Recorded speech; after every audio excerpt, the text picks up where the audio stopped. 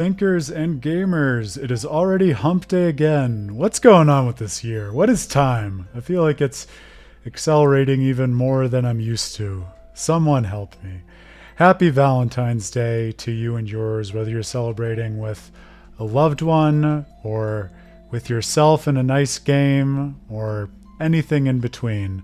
I'm somewhere in between a nice game and paying homage to my wonderful dog Evie because it's that kind of year in the Sudoku household. But hope there's a lot of love and warm feelings in the air wherever you are and however you observe. We're already riffing on Tales of Vesperia and we haven't even really properly started the stream. That might be a new record. I'm your host, Aaron Sudoku, the founder of With the Terrible Fate, your first and final source for all literary studies of video games. If you're interested in more of what that's about, go to withtheterriblefate.com. We've had the privilege of publishing on the storytelling of video games and analyzing game narrative for almost a decade now in long-form written studies, podcasts, lectures, now live streams, just about any other format you can think of. And this Tales of Praxis adventure that I've been on for the last year has narrowed that focus solely to Bandai Namco's Tales series of JRPGs, one of my dearly beloved franchises that shaped my childhood and motivated me to dive deep and wide into gaming and philosophy and storytelling and everything in between. So we've been reviewing the long and short, and mostly the long of the series, with the goal of going back and playing through at least all of those that are available in the West. For me, revisiting all of the ones that made a big impact on me growing up, and also filling the gaps that I had because I didn't play every single entry in the series when I was coming up. I just dabbled here and there. But now, as a philosopher of games, I really want to go back and try to understand as a whole, what is the series trying to say? What are the themes that it comes back to time and time again? And what is the language it equips us with to study those themes and to get a grip on questions that have to do with our identity, how we make sense of our place in the world, our own past, our culture, our communities, what we want to do with our futures, even in the real world beyond gaming, as well as seeing how the Tales series maybe, just maybe, has shaped video game storytelling beyond its own boundaries. So we've been doing that in two formats. One has been these wonderful live book club adventures on Twitch, with the Terrible Fate's first proper foray into streaming, and I dare say it's been a really fun and rewarding one, starting with the remaster that motivated Tales of Praxis, Tales of Symphonia Remastered, and working our way based on our thematic inclinations all the way through to I think it's technically our fifth full-length playthrough, with the exception of the Beyond the Dawn DLC, which we also played last year, of a Tales game, now wrapping up, as you can see, Tales of Grace's F. And then the other half of the series is my more typical long-form philosophical publication, articles digging into the nitty-gritty textual substance of these games and trying to understand what makes them tick, what makes them so special through comparative analysis between the games, character study, literary theory, philosophical analysis, everything in between. So if you're interested in understanding more of what that looks like and how it can give you a different way of approaching your favorite games, check out the latest study that I published a couple weeks ago, all about the first game in the series, Tales of Phantasia, going all the way back to 95, to look at one of the very first characters we meet, and perhaps one of the least memorable characters, but maybe it turns out in a very important way, talking about the archer Chester Berklight, and talking about how the closer we investigate him, the more we can come to appreciate not just Tales of Phantasia, but also Tales of Symphonia and Dawn of the New World in new ways. If you are just tuning in and catching up on the stream, you'll also know that I'm already eagerly working on my next study in the series, looking now at Tales of Berseria and Tales of Zestiria, I don't want to say controversial, but let's say a very passionately received duology in the series, and perhaps a little divisive in terms of how it was received amongst different fans, but we had a lot of fun with both of them on the stream.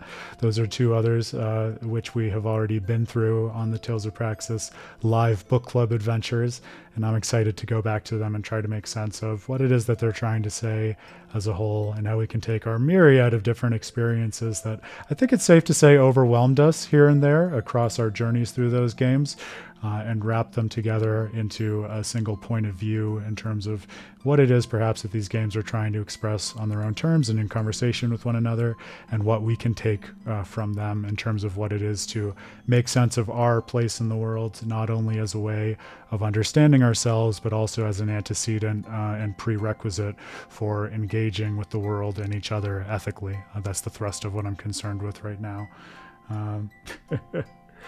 It's controversial. Berseria bad. It was not baiting us to dive down the Berseria and Zestiria rabbit hole again. But if you've been watching the last few streams, you know that we don't especially need to be baited to make that happen. Anyways, Grail, I've been thinking about that because I've also seen it translated in slightly different ways, like Barklight or Barklight, because that was one of those games, as you might know, back during the kind of 95 era translations especially, you got some variations in how things were expressed from Japanese to English. Like, we now know him as Cress. He was also known and translated as Kless.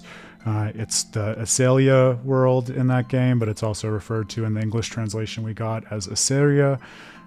So I'm not totally sure where the origin comes from or what, if anything, it was that they were trying to express. I know it's certainly not as cut and dry as some of the more directly symbolic names that we get in, say, in entries like Tales of Hearts, the other game that I'm playing off stream right now. But yeah, that's something I thought about looking a little more into, but I contented myself with thinking about the symbology of Chester as an archer. But good question, and if anyone finds out, definitely follow up. Let me know what you find. That's right, MVP versus phony. You can see, turn your head in any direction in any one of these Tales games, and you'll find something that is somewhere between charming and controversial in the spirit of what we were saying about Zestiria and Berseria. So that was the heady philosophical game analytic introduction, but it's a fun occasion on this hump day to get that out of the way. Not that it's something we need to get out of the way, but to introduce it and set it to the side early in the stream, because if you've been following this going on 130-hour adventure in Tales of Graces F, you know that we've been having a really rewarding time.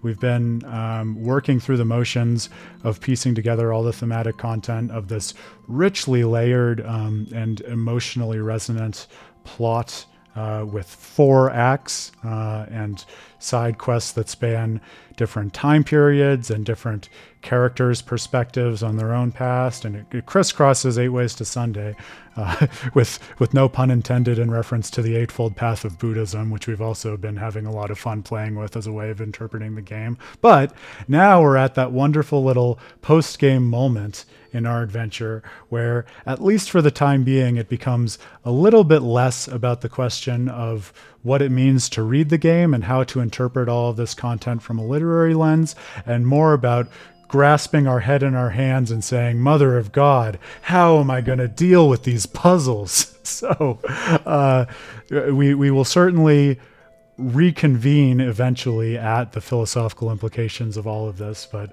I have a feeling that it'll be a nice vibe on a Valentine's Day hump day stream. How about that? Valentine's Day on a hump day. I'll mention that in passing and leave it at that with no further entendres, but to simply ease into our chairs and reflect on some mind-numbing puzzles and try to make our way through the final motions of kind of the more taxing gameplay aspects of the playthrough, which may or may not end up having some story ramifications, but I imagine we'll get back to the story ramifications as well, even with this dungeon. The one thing that I did want to say by way of foregrounding it, just because I remember it came up during our Beyond the Dawn stream, and it's interesting to keep in mind. So we have noted, and we have talked about before on the stream, how there's a pretty wide range of different kinds of puzzle that you will encounter, not just in JRPGs, but more specifically in the Tales series. puzzles that range from little navigational puzzles of trying to figure out where the right switch in the dungeon is in order to open the right door in order to progress, to pretty complicated and fairly baroque puzzles. Like my favorite touchstone for this is in the original Tales of Destiny. There's a door that you have to open by listening to a sequence of various sounds that are emitted by different either buttons or statues, something like that. And then you have to basically recite the sound pattern in the correct order according to the switches, to things that lie somewhere in the middle, like puzzles that basically boil down to very complicated logic gates of the sort that we're going to encounter this evening. And so thinking about the kinds of puzzles that we get in the different games, and perhaps whether or not they're specifically appropriate to the game in which they're embedded, and if so, why that's the case, I think can be a really interesting exercise for us to keep in mind. I was even thinking and trying to get vivid in my mind some of the puzzles that you get at the end of something like Tales of the Abyss, because this doesn't extend so much to its EX dungeon, but I do remember some of the other late game things that you have to do in terms of especially getting access to some of the Devil's Arms or unlocking some of the hidden areas in the mountain that you get by I'm blanking on the name. It's based on one of the Sephiroth. Jade's hometown, whatever the mountain by there is. Like in the deep underground of that, there are some pretty what I would call esoteric puzzles, as well as the equally kind of convoluted and again esoteric challenge of not just finding one of the Devil's Arms in Aldrent, but actually finding one at this kind of recreated grave of Yulia. And so asking the question, well, is this even really her weapon? Is it a replica of it?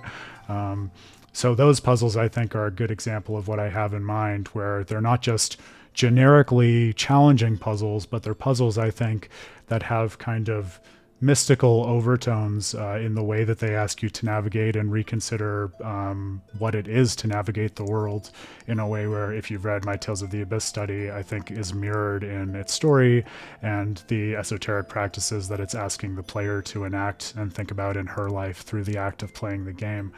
So, an interesting question, I think, and I don't know whether we'll end up with a good answer in Tales of Graces or not, but as we continue to work through these puzzles and also puzzle solving in the broader series, to ask, okay, we spend all this time asking ourselves, what is the game, what my friend and colleague Dan would say, capital A, about, right? What is its core organizing theme? What is its message that it wants to tell us? However you want to cash out that question. And then once we've sorted through that, asking, okay, given what we feel this game is trying to say, what we feel it's about, how does something like puzzle solving contribute to that? Can we see echoes or strands or substrata of the theme that we're concerned with in the actual mechanics of the puzzles that the game puts before us and asks us to solve in order to excavate its deepest secrets, like we're doing right now? And remember, bear in mind, we are, it seems, uncovering some things that are importantly core to the world, no pun intended, in Tales of Graces, but also importantly buried in the world's history. Things like whatever is happening with Solomus and the Fossilos, we still have to reach the conclusion of that. Things like the origin story of the world that is a closely guarded secret by the Chroma Dragons, which we started to learn about a few streams ago. So I think the puzzles definitely strike me as trying to tell us something about how and why those things are kept under wraps. So as we try to keep ourselves sane through the craziness that we're about to encounter, let's keep that in mind as a guiding principle or question to keep these adventures of ours in puzzle-solving madness at least tangentially linked to the rest of the studying that we've been doing. Yes, and Grail, I thought of you in line with your last comment about how much you value this over the, as you say, the linear hallways of Rena. And I did find myself thinking, at least among the Tales games I've played and replayed up to this point, we talked about the various levels of sophistication and challenge in their puzzles. I feel like unless there's one that I just have already repressed because it is so traumatic to me, what we have coming up really does stand out in my mind and my memory as the hardest of the Tales puzzles that I've encountered in terms of just like the level of lateral thinking and logical thinking that is required in order to get through it. And you'll see what I mean as soon as we get into it. We got a preview of it last stream, so it's interesting to dive into it with that in mind too, and think, okay, given that this is the level of challenge that it's asking, and it's a challenge where you can't really turn down the difficulty like you can with the combat, why might that be appropriate specifically for Tales of Graces, a game which, as we've noted many times before, also stands alone in a number of what feels like significant ways in the Tales corpus. It doesn't have sequels or follow-ons. It's fairly singular in how it is addressing these themes with which it's concerned, even though those themes rhyme with a lot of those other ones which are addressed in other Tales games. The other thing I'll say, just by way of setting the expectations for the stream, and we talked about this a little bit at the end of Monday's stream, so I took the time to preemptively, let's say, buy us an insurance policy. So I dug back out the guide that I was lucky enough to pick up in Japan for Tales of Graces F, and I bookmarked the solution section for the puzzles that we're about to be doing. So I'm not going to be looking off to the side and cheating the whole way through, but my thinking is I'm going to do my damnedest to give it the old college try. If we want, we can try to sort through it live together. That might be fun, but I definitely want to make sure we keep progressing at a reasonable pace and don't just lose ourselves to the madness of the puzzles for madness's sake. And so if we end up wanting to take a bye at some point and say, all right, we've tried enough, let's just figure out how to get through, we do have the source code for doing that. And I'll tell you, just glancing at the later stages of this puzzle, it's amazing. I don't know if I can show you well enough in my little thumbnail of me on this, but if you can't see, don't worry, because you'll see it in the game in a moment. But especially the last sequence is just, I mean, you can see the level of complexity there in the purest sense of complexity, where we're going to be dealing with so many different gates, so many different color-coded gates. And so it's reasonable, I think, why so many people have a challenging time with this. It's not a trivial puzzle. It's one that is fun to a certain extent to struggle with and at least be able to share war stories about with other Tales gamers after you're through with Tales of Graces. So we'll try to emulate that experience as well as possible, but we won't lose ourselves to it either. Okay, thank you, Pottery, for reaffirming and validating my views. So I'm not the only one who thinks that this is by a country mile the hardest one in the series. So that's something. Yeah, I don't know if I'm gonna have the patience to break out a whiteboard like you did, Pottery, but I definitely feel like we'll see. I feel like if I were to work it all the way through on my own, I probably would have to do that. So I certainly feel you. That would be interesting, Grail. Yeah, so we can, that can be kind of a question for us to think about as we sort through this puzzle on the end of Tales of Graces F also, because to call back to something that Pottery asked at the end of last stream, which I thought was really interesting, because we were talking about the different ways in which the games end and the notes on which they conclude and what they say about what has or has not been resolved in the world. And Pottery, you asked this really, to me, provocative and interesting question, saying if we didn't have Tales of Zestiria and set to the side the fact that Berseria was coded as a prequel to it, would Berseria feel like a complete story with narrative closure at the end on its own terms in the way that you get with what I was identifying as some of the more other mystically oriented games, in my words, like Tales of the Abyss and Tales of Eternia? And so I think it's interesting to ask kind of almost like the opposite version of the same question with reference to Tales of Graces F, as you just did, Grail, saying that, okay, recognizing that it is so distinctly standalone, is it possible, would it be useful to extend its themes across a different game? Maybe a sequel, as you say, Grail, maybe a DLC coda type thing like Alicia's story in Zestiria, maybe a prequel. What might that look like? What might it add to the story? Or if we feel like it wouldn't make sense, why might that be the case? And what is that trying to tell us about the story? So I don't really have firm thoughts on that one way or another right now. Except I find myself feeling like for all we've said about the game and how singular it is, there's probably a reason that it wants to be so singular. So that's kind of my pre-existing bias going into it. But I think it's a really interesting question to dig into and explore.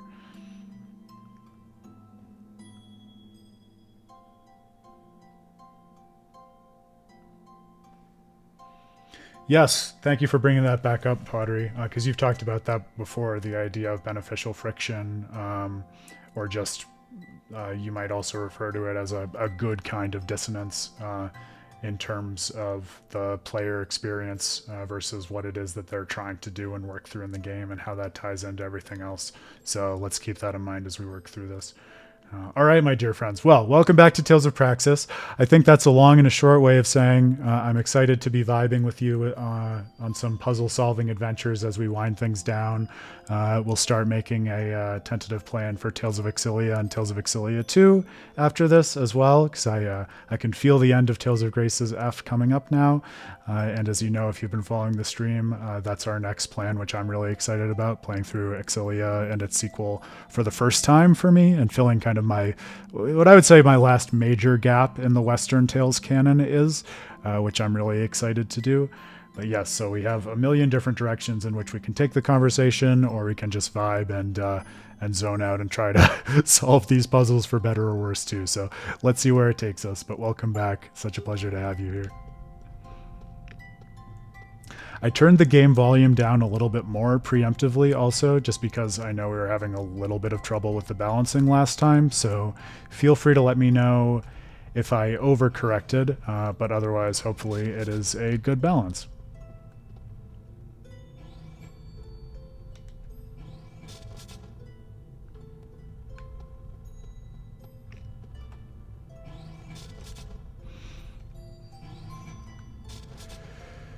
Here's one initial thought to code it with for me, Grail, this question of a sequel, because we talked about it in passing when this happened in Act 4, but I think it belies a really interesting thread that this game chose not to pull on, but I think the series has proven, as you've said, it's really easy and can be very compelling to pull on. So remember when Phodra Queen finally manifests at the core of Phodra and is speaking to the party, she actually refers to the planets and their efforts to maintain harmony amongst the various life forms within them. And so she makes very clear that Phodra is actually not the only planet in this world, to say nothing of Affinia, which is like a satellite of Phodra. So to me, that reads as an implication that the universe in which Phodra exists is strictly larger than what we see in this game. And so it would be really interesting to me, in the same spirit that we got with Lambda extending the lesson that Asbel taught him to the whole planet and cosmic being that is Phodra, if then, maybe in a sequel we discover like other planets that are in some kind of maybe even interplanetary conflict, like there's been a war that's being waged right beside us that we haven't seen or been party to or something. And so then it actually has to be the case that the whole spirit of Phodra, after talking with Lambda and coming to heal itself, and the little queen coming to reconstitute herself within Sophie, has to, team up and rally in order to then extend those lessons of harmony and enlightenment and freedom from suffering from that one planet all the way across to the cosmos. That could be a really cool and I think thematically justified explosion of scope.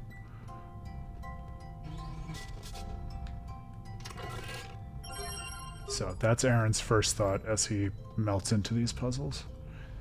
We did it, guys! We got to the optional, really complicated puzzle, and were rewarded for our efforts with 1 gold.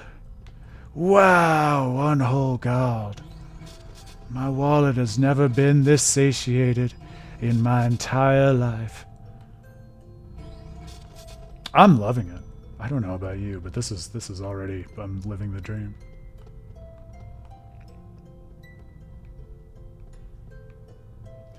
Okay, so, and to remember the stakes, this is just Aaron talking out loud as much as anything so he doesn't lose his mind.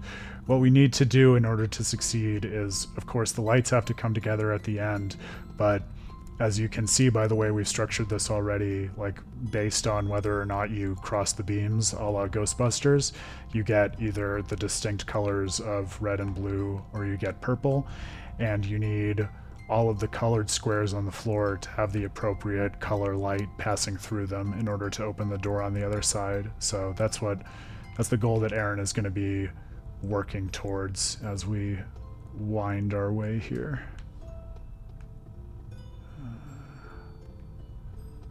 So we want that going through. We need to... I think I see this.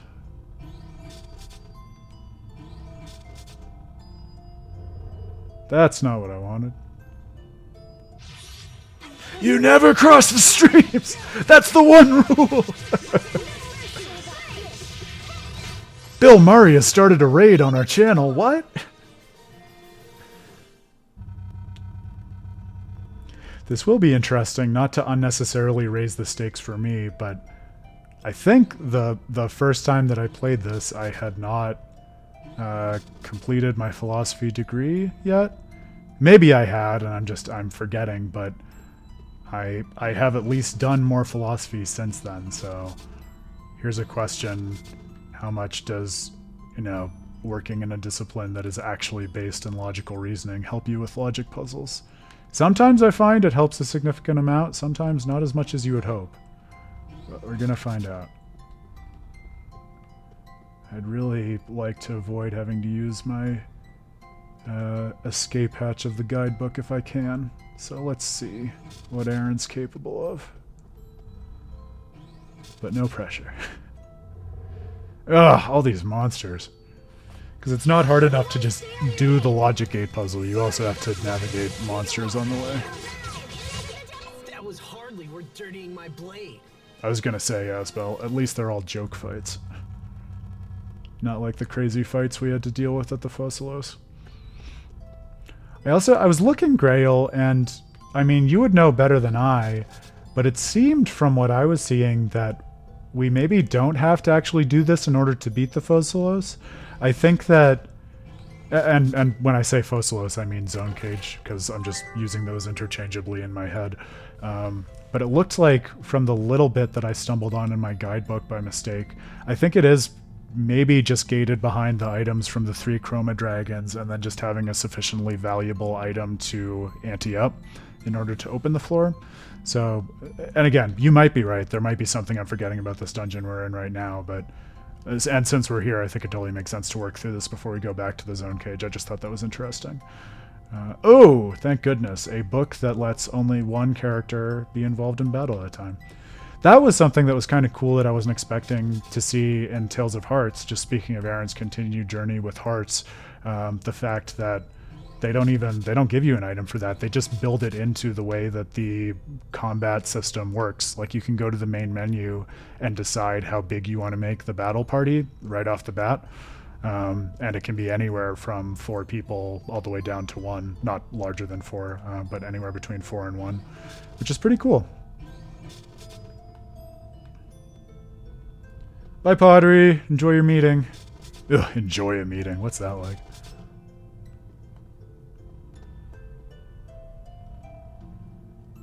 Oh, I see, Grail. So it makes getting access to the cameo fights more efficient, because then you don't have to go back and forth. Nice. Well, see, there you go. I was counting on you to know something I didn't.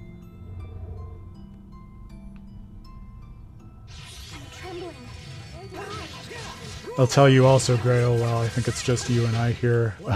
So it's been a crazy busy few days for me, so I'm still very excited to get to your writing, and I'm ashamed that I haven't. But because I'm a hopeless addict, I have continued on in Tales of Hearts. And without spoilers, I'll say I think Beryl is quickly making a play for being like one of my very favorite characters in the entire series, because I just got to the area where we find out a lot more about her backstory, and between the nature of her identity as an artist and how the game folds that into the themes about what it is to basically create personhood and find the value that you want in your craft in the world, and then also how she comes to the value that she sees in painting with her complicated relationships with her family and her hometown and everything.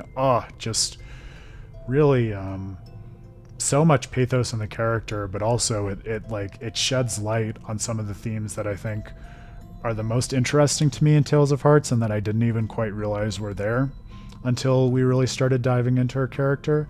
Like I think it was one of those moments when I was marveling just at the writing, because I don't think it's a coincidence at all that they take us to her hometown and have us work through all of those things about her past right after the sequence with Kunzite that I won't go into because of spoilers, but you know what I'm talking about, where we re-encounter Kunzite, and again, just the 1-2 punch of that meditation on Kunzite and what he's wrestling with, as you know, the kind of being that he is, versus then Beryl thinking about the nature of art in her life and how her family has brought art into the world. It totally turned on its head for me a lot of the content of the game in terms of what it's thinking about and what it wants to say, and even the nature of the game itself as an art object. So that's more opaque than I want it to be, because again, I'm trying to be mindful of spoilers, but we can talk more offline about it. Suffice to say, I'm still loving it, and it's one of those games like any good Tales game where the further I get and the more I stop and think about it, just the more I am totally blown away by all of the layers that are right beneath the surface. Sorry, it's just my phone was blowing up for some reason, so I was going to turn it off. Heat Ray Cannon B.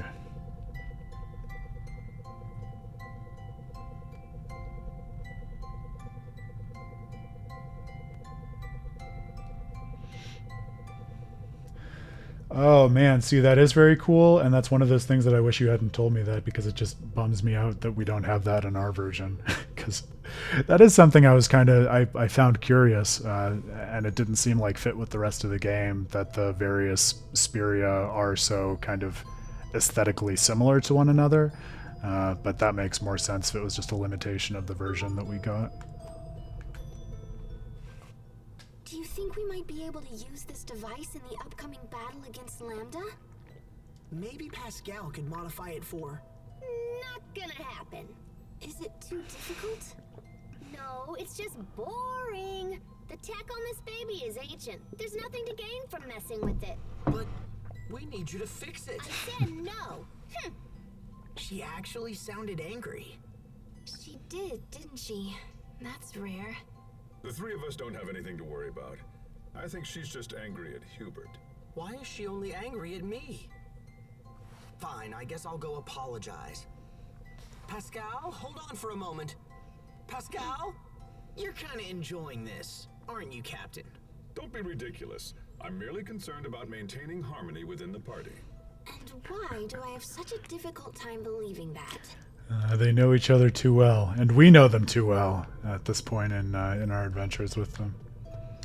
I know. Well, I'm quietly really excited for that too, Grail, because it seems like at least the very next place we're going to go is to the hometown of the Hart siblings. So I imagine there's quite a lot that's going to happen there, which I'm very excited about. But yeah, even the like the time and the quiet scenes that he's been spending with Lithia in my last few chapters with the game, it's been really cool to see a very different side to him. No, I don't want to go back to the entrance. Okay, so this was just to get the discovery point. Very cool.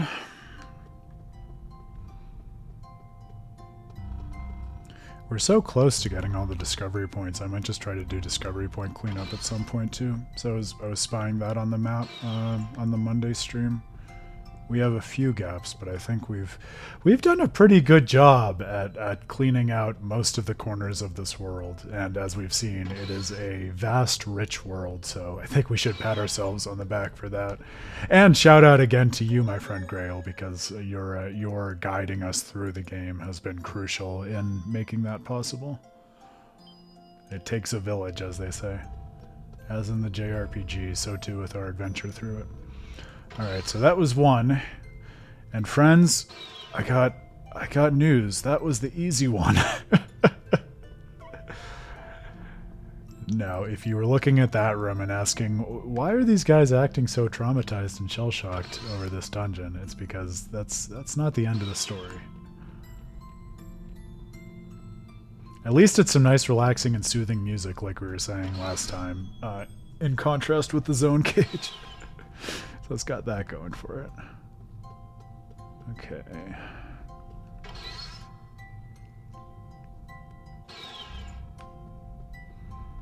Okay, so it all opens up into one giant, horrifying room. So this, if you can't tell, this is the representation in the game, unless my eyes deceive me, of the nightmare logic gate system that I was showing you in the guidebook. So take a deep breath. Hopefully we'll be able to work our way through it. And if not, we have a safety hatch. The funny room, that's the other way of putting it. Yes, this is the funny room.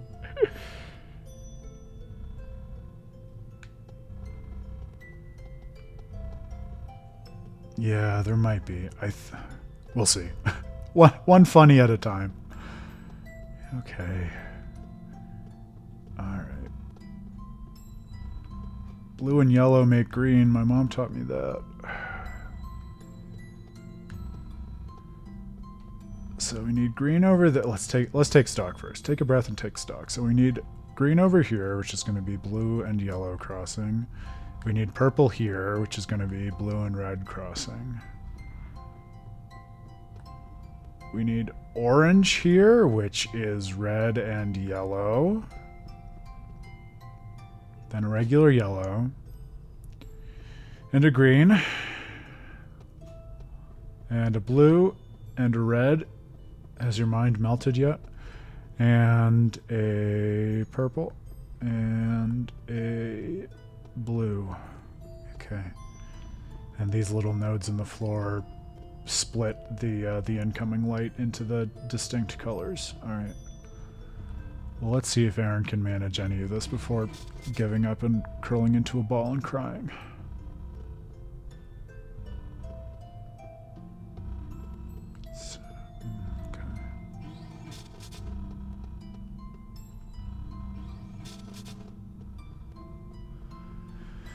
So the way I usually approach these in the first place, at least nowadays, is I don't try to reason too much about it from the armchair. I just look at it and recognize, okay, I'm probably going to need to throw myself into it and do a lot wrong before I start to see what I need to do right. So if you see me doing stuff that seems like obviously hot nonsense, that is the reason why.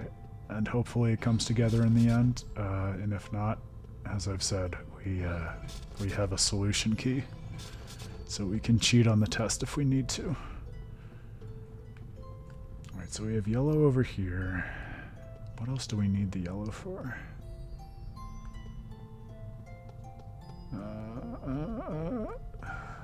There's yellow all the way over here.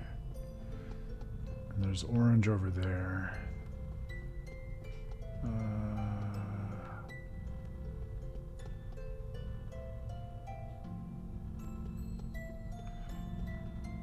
I need purple coming into that. Yeah, this doesn't feel right.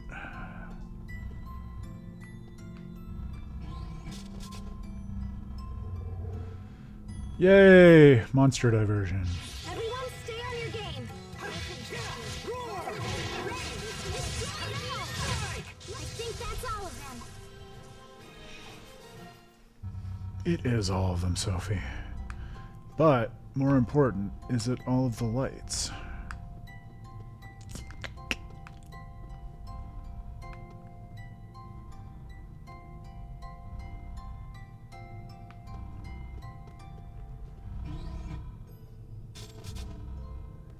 Oh, I think I broke it by mistake.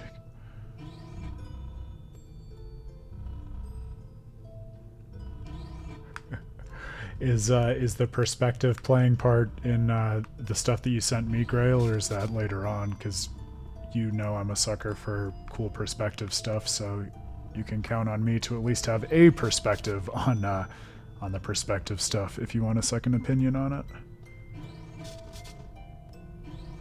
No promises that you'll like the opinion, but you know, I'm happy to offer it. Okay, so that solves the purple conundrum.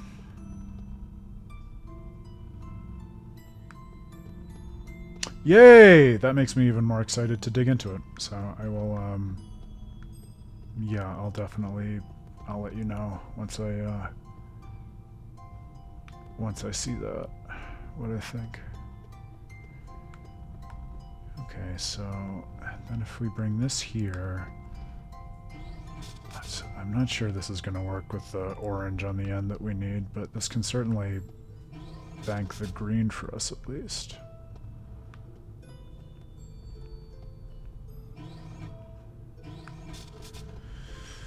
So that does that. We have purple. The orange is a question mark right now, but that's okay. Let it be for the moment.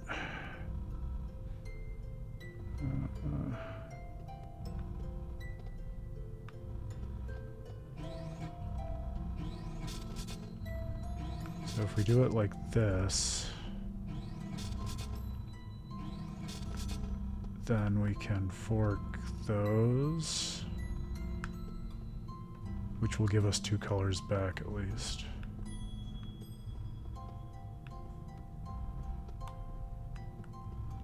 We have red from over here. That seems good. Ugh, fuck me. So that's annoying. If I turn the keys in a certain direction without thinking too much about it, it resets everything, which I have to keep in mind because I feel like I was making progress there and then I just broke it without meaning to. I wonder if it says here what the issue is. A single line can contain 2 colors maximum. Got it. So that's exactly the issue. So if I accidentally pass 3 colors through one line, everything resets. Okay. Reading sometimes helps.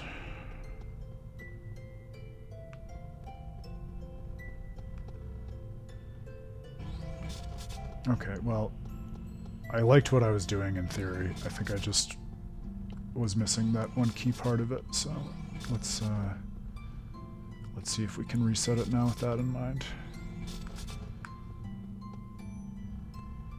That's right. This one crazy trick makes other gamers hate him. He actually reads.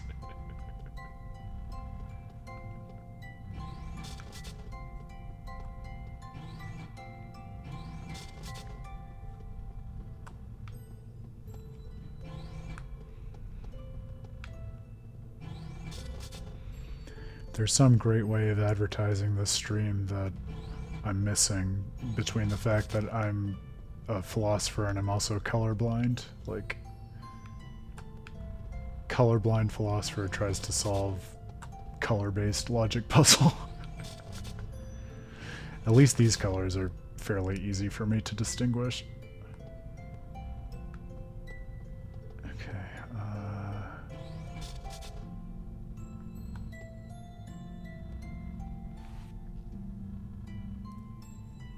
That's right.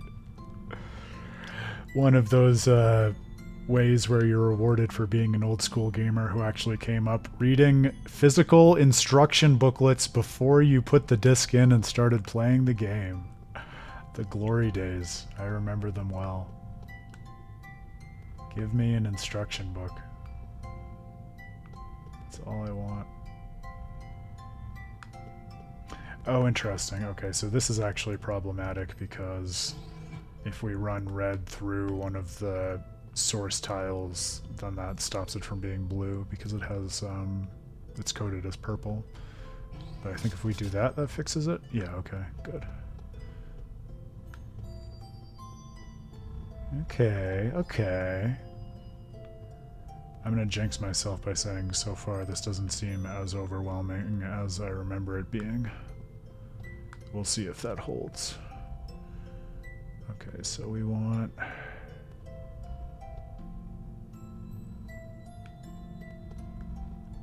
This isn't gonna break anything, is it? I don't think so. What the... Ugh! Balls! Why did that break that? I don't even know why that happened. Because I thought I was just turning another... like one extra color into it. Well, maybe I'll just try preemptively turning that one that way. Maybe that'll help. Yeah, we're having a super fun time with it. I took the time to read and I was trying to follow the rule, but I thought there were only 2 colors going into that one. It might be because it didn't explicitly say this, but because it happened over here, and this node was emitting color in this direction, so I almost wonder whether just sending the color in the opposite direction, like if that also breaks the circuit. Again, it didn't quite say that, but that feels intuitive to my mind, insofar as any of this feels intuitive. It's okay, we're learning, we're moving and we're grooving.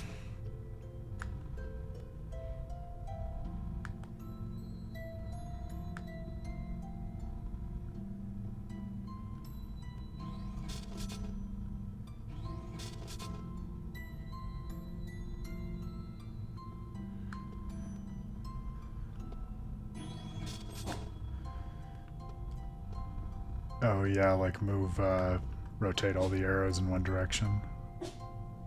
I get that.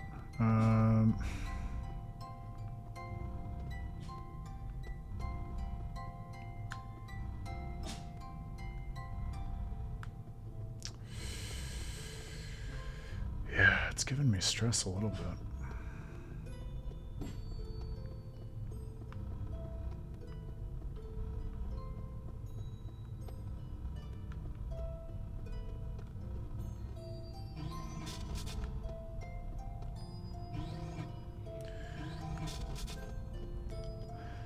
Yeah, I don't know what it says about you that you did that with instruction booklets growing up, Grail, because I do feel like kind of just after my generation they started getting phased out, so maybe that makes you, excuse me, retro or something? I don't know. But certainly retro in a cool way as far as I'm concerned, so don't ever change. Okay,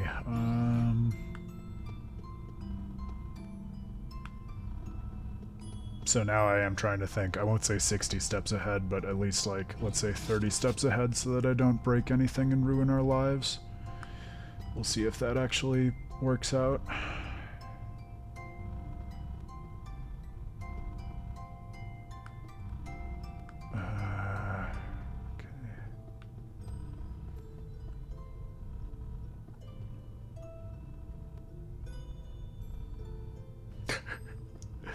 Yeah, the hipper and groovier, like, half-step evolution of millennials. I like that.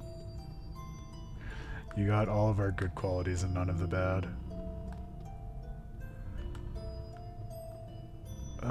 Okay.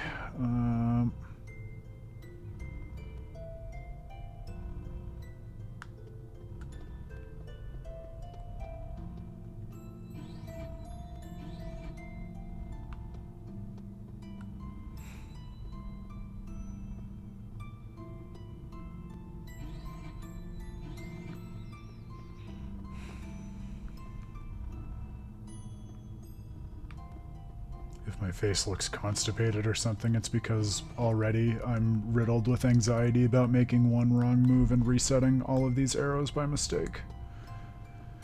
That said, I'm feeling okay so far on this run. I think if you put in a little thought to blocking it off in the appropriate places so it doesn't accidentally create an issue, that helps. Okay, so if we put it here... No, if we put it here, then that should feed into the blue to make this purple while that remains blue. Okay. Is that going to break everything? No. Good. Good. Alright.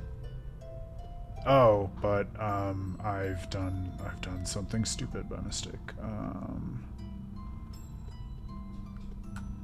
Can I close the loop like this without ruining my life? Maybe? Yes. Okay, good. Can't be screwing around this time.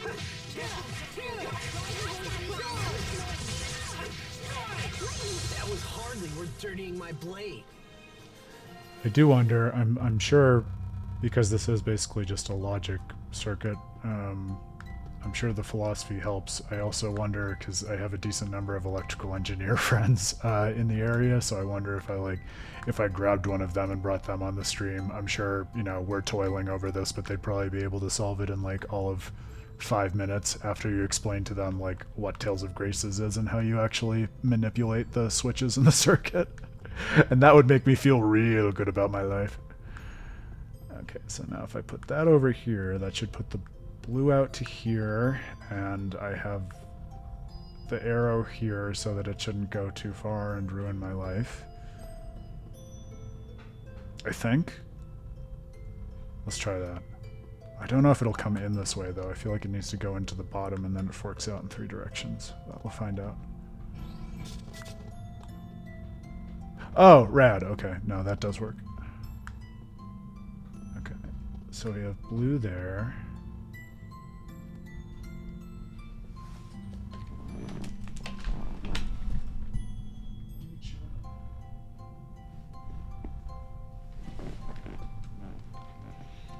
My dog's chewing on something. I want to just make sure she's not being naughty.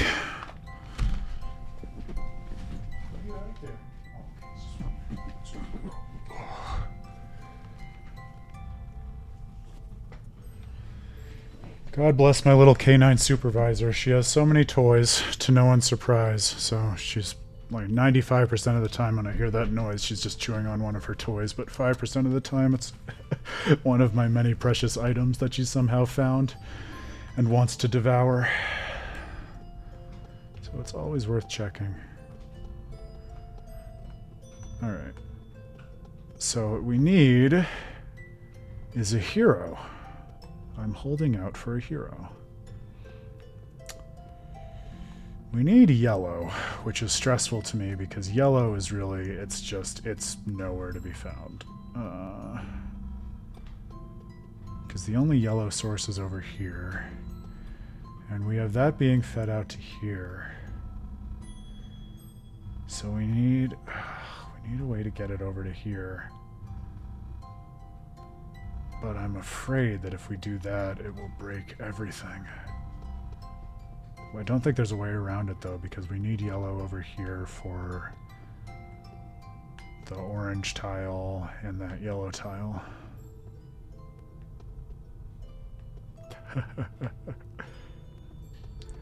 Well, there's a fully, like, multi-title Tales joke to be had in there, because I don't think I mentioned it. Maybe I did a while ago, but I got one of the Hoodle plushies while it was on sale, and then I left it at Eevee level by mistake, and then I was streaming, and after my stream, I turned around, and she had, like, ripped half of the stuffing out of it, so it was definitely, like, Velvet discovers and ruthlessly devours Hoodle energy. Okay, I'm gonna try to be brave. This might break everything, but we'll have learned something then, I'm gonna say. Good, that didn't break anything. Now the problem is, that is definitely... No, so this is emitting light in this direction, and when we tried to shoot a different light back, that is exactly when we broke it. So, I think we want to do something else with it.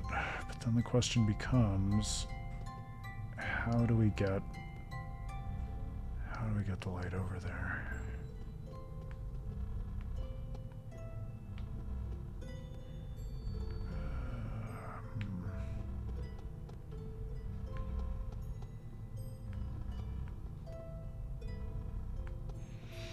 You know, he didn't do anything bad in his whole owl life.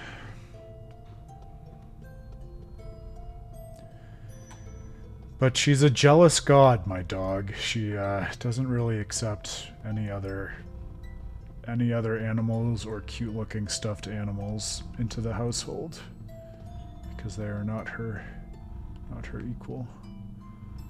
Okay. I might have just screwed myself either way at this point. Let's see. I think this is going to break it. Yep. Alright. Well, that's okay. I think that was a bit of a wash anyway. I kind of wanted to get out of that.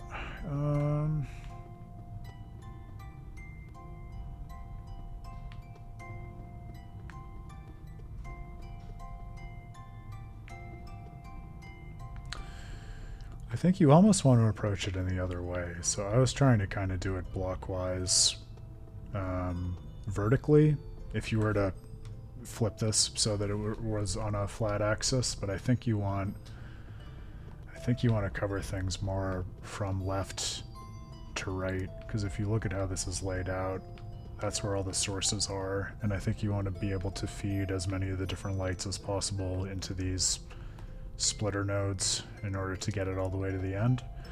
So I'm going to try that approach this time and see if that bears fruit. We're nowhere close to giving up yet, so don't worry about that.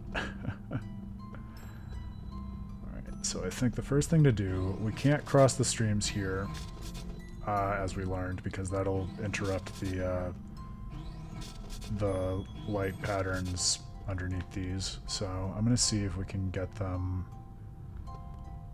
into these central ones and then feed out to the side so that we get the right color patterns going forward. See how that works? So we don't want yellow to cross here. We don't want yellow to cross here, so it's got to cross. I think it has to cross up here, maybe. Yeah, I feel like that's the logical way to do it.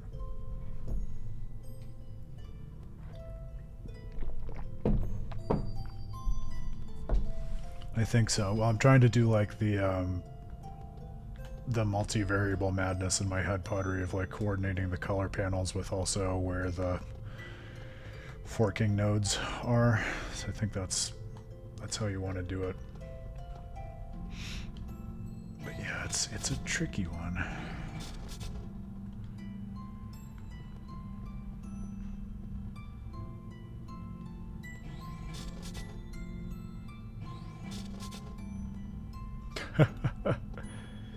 Well, that comment alone makes me more interested in playing it for whatever it's worth. Not that I wasn't interested already, but you know what I mean. Okay,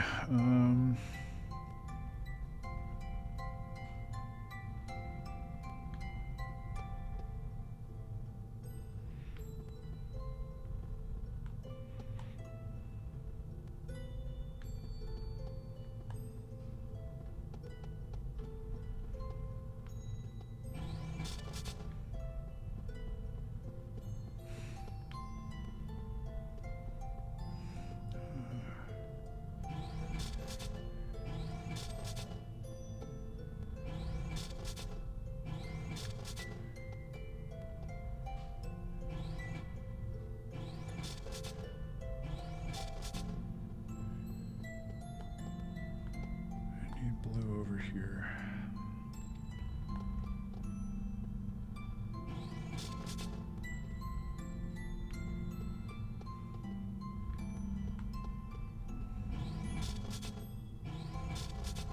Okay. Now we have yellow going in a direction. I'm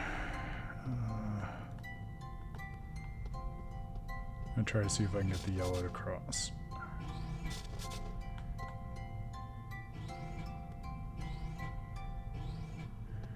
Help me, yellow, yeah. Get it over this way. That was lucky. I was really just rolling the dice there. In terms of the switches not totally screwing me over.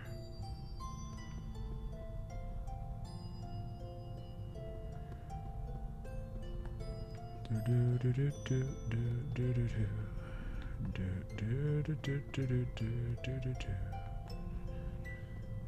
run, help me get her out of my heart.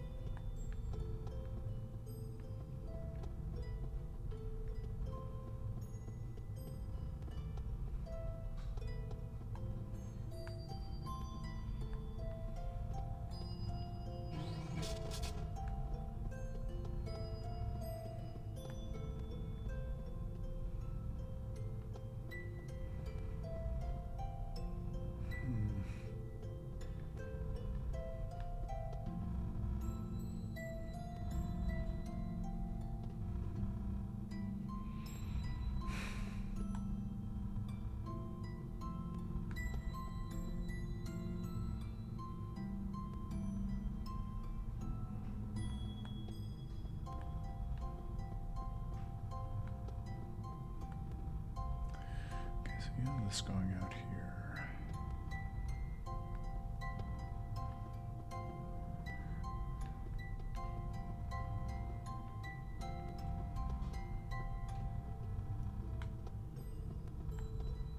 So if I go here, you do it all.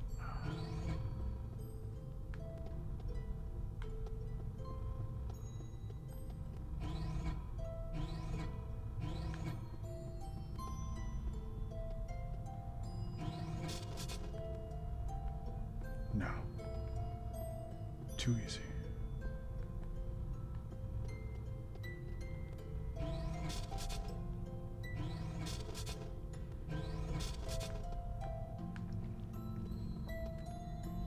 I see.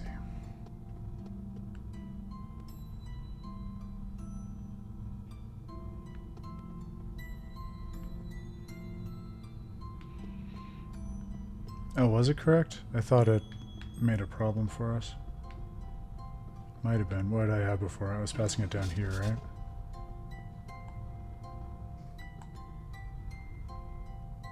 Oh, I see. It was correct, Pottery. I was just too dumb to notice that.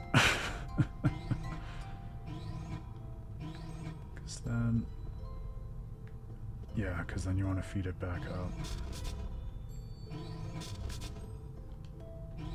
And then you split it the way you want to. Any way you split it, that's the way you need it. Any way you split it.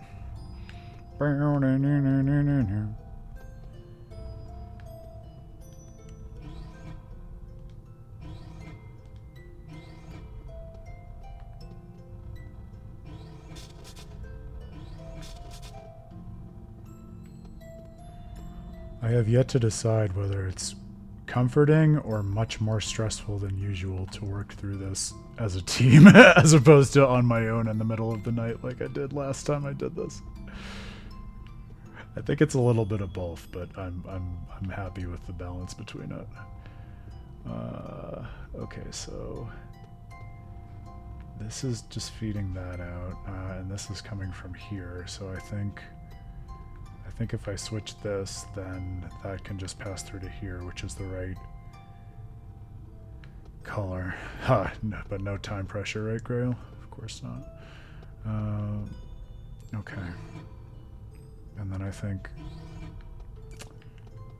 So when I move this, that ought to shoot right into there, which then goes to there, and then...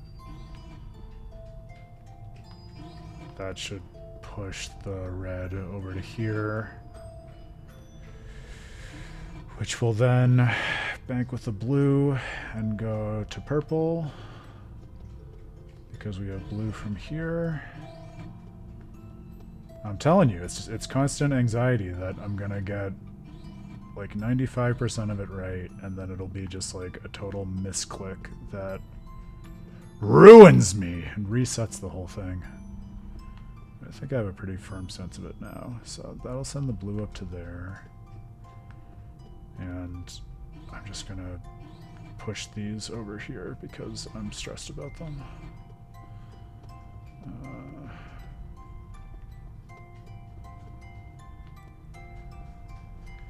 And that'll give us blue, which we'll want to come over here and make green, I think.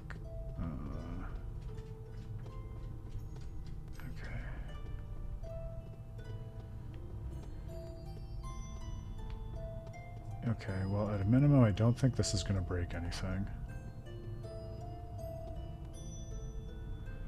No, you're not petty, you're Patty. We established this.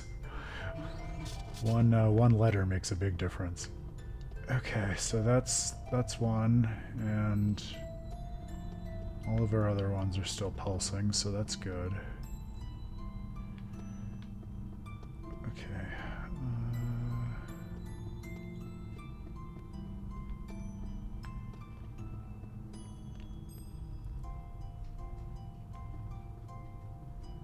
And I don't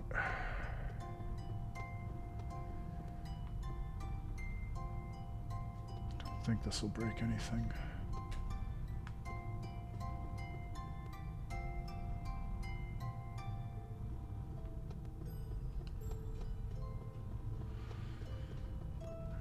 Oh, cross your fingers and toes. Okay, nothing broke. Those are good.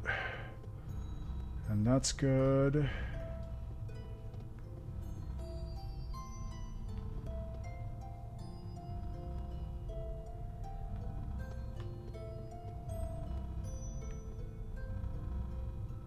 Oh, no, I see what I did wrong.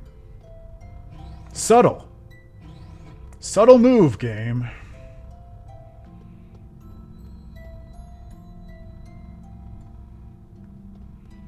I don't think I'll break anything by moving this now.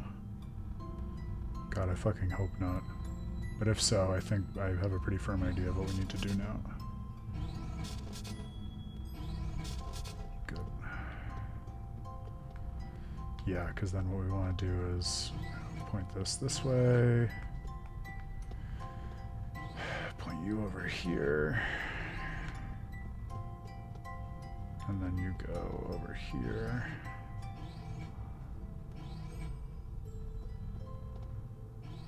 And then you're going to go like this.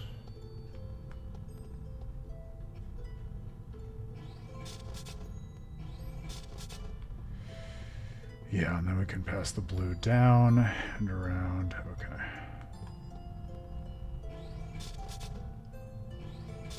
That ought to do it. Barring this monster.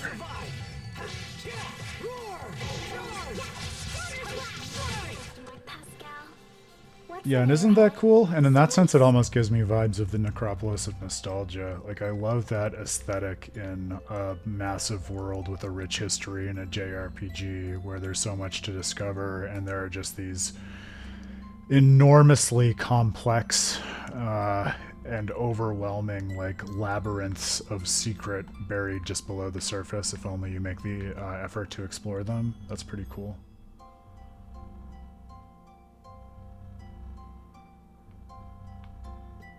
Yeah, that certainly doesn't help.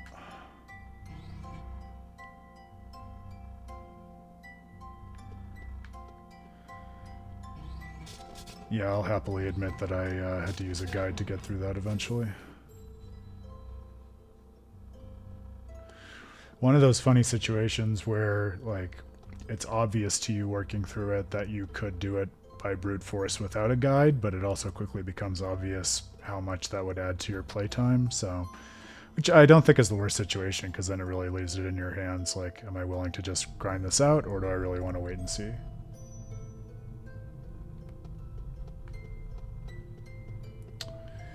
Impossible without a guide, just in terms of, like, it taking much longer to find your way and figure out what the right path is if you don't have a map in front of you. Just because it's very easy to get disoriented and there are so many dead ends and things that look the same. That's what I mean. It's a case where it's not impossible so much as just, like, much longer to work through because of the way it's structured if you don't have the map in front of you. Everyone stay on your game. Grieve Reaper. The scariest boss in the world. Alright. Mastery Tonic EX. Very nice. It's quite extreme.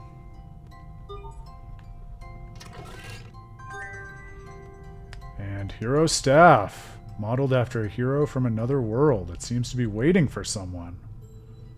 Alright, so that must be the weapon for the cameo fight from Tales of Destiny 2 in reference to the hero that Rayala, is that what we decided her name was looking for? Alright, so we found it.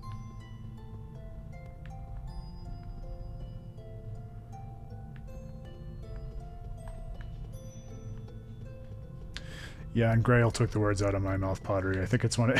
Yeah, I feel like it could almost be an interesting, like, study in the way in which maps are represented in a game, and it might even be nice to go back to my my study of Tales of Vesperia and think about it through that lens, because I almost think about it as similar to the NPC who tries to map the world of Dark Souls 2 and gets driven mad by it, where, like, yeah, there is a map, but when you're actually trying to work through the whole thing and keep track of that map, it's almost like an intentionally impossible task to keep that in your mind as you're working through it.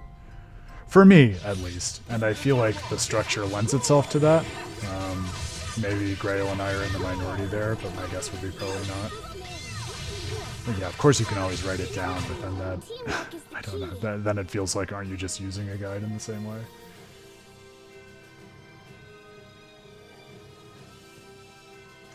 We can turn that in at the inn at the Warrior's Roost. Okay, cool.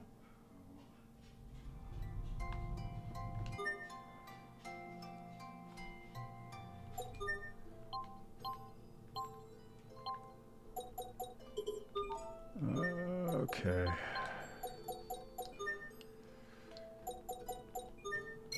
So that was the whole puzzle, right? I don't think we missed anything.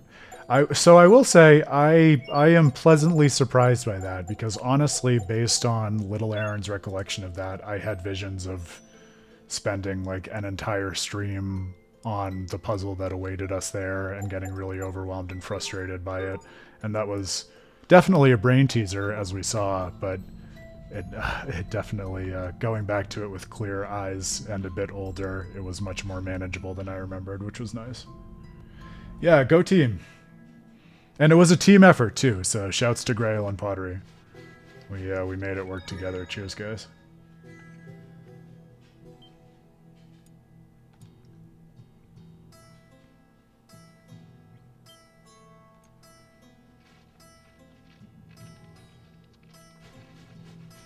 It was very DBZ style, that's right. The spirit bomb of puzzle solving, if you will. This may be a case of just Aaron being an idiot with reading maps, but one thing that was also helpful to me in actually looking up the, like an online map for the Necropolis of Nostalgia was that it was very hard for me to make sense of the legend to its map because they don't make it super obvious, and then I could never, like, remember what each code was supposed to represent on each floor, even though it was the same on each floor. So again, that might be a deficiency of me rather than the map structure, but that's another reason that I found it easier to just follow along with a map online. That might be an interesting question, though. Maybe it's not that interesting, but so is there a difference between, and is one cheating and one not, between looking at a map that is given you in a game and writing it down yourself versus going online and finding the map? I don't know if I have a strong intuition there, but I ask it because I definitely remember as a kid vividly in the Wind Waker, for whatever reason, in some of its later dungeons, like, I found my way through them, as a kid who was easily disoriented, because they're not that hard to get around in, but they are sort of puzzles. Like, I would write down and map out the areas myself, and that definitely felt like extra work that I was doing in the game in order to get around, and so that didn't feel like cheating. And I feel like since that is such a distinct kind of engagement with the game, you do kind of lose something a little bit if you just go online and find it, as opposed to putting in that work yourself. And again, like, I'm not above doing that online. Like I said, I used that for the Necropolis of Nostalgia. I'm not ashamed of that, but it does feel like at least a phenomenologically different experience, which is kind of interesting. Yeah, it was something to do with that lack of differentiation that got me turned on my head, Pottery. Exactly that. I don't know if you guys can hear my dog losing her mind behind me, but she definitely has a lot of feelings this evening. Riala, my duty is to find a true hero. If you happen to find anything related to this hero, please bring it to the inn's request area. Thank you for finding the hero. My companions and I await you on the top floor. I hope you'll come and see us. And remember, when we gave Haku her anklet back, she also said that she was waiting for us with her friends, which makes me think we should also go back to floor 4, because we haven't done that yet. Yeah, she said, if you'd like to be thanked in person, I'll be waiting for you with some of my companions, so we definitely have to do that.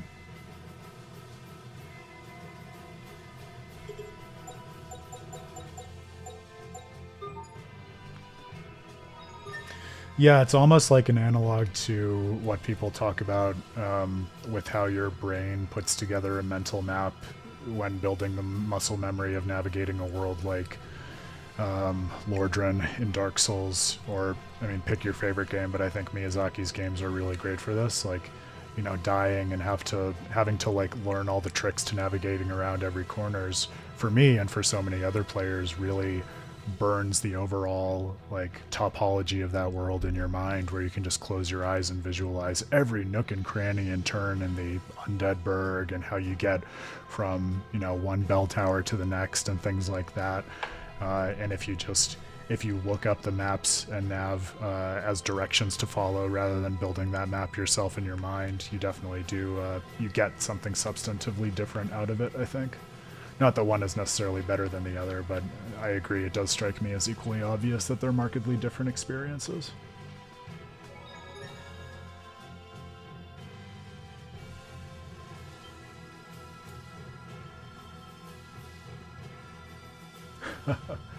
Oh, that's interesting, Pottery. I hate and it bums me out what you say about the main dev, because that does sound like a really interesting experience.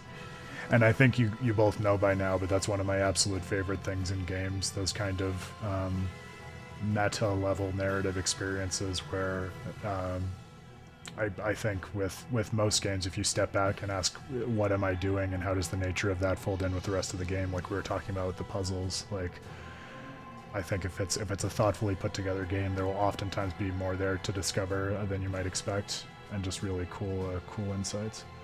All right, so we have the Master Class Tournament, which we had not done before. So yeah, we're here. We're taking a break from the EX dungeon. Let's give that a shot. For important scenes. All right, perfect. So Grail is back in the director's chair, speaking of directors, which is great. Thank you, Grail. Yeah, no, fair enough. The experience can still be worth it without supporting the author behind it, as we've talked about ad nauseum on the stream. All right, Asbel, can you do this for us? You can't use items. Oh, I'm scared, you guys. I don't know if I'm up for this. I'll try.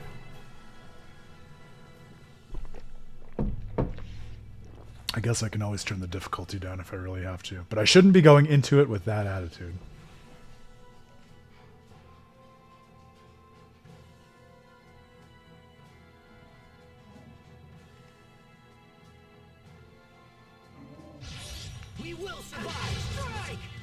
Okay, I like that. That's an auspicious beginning.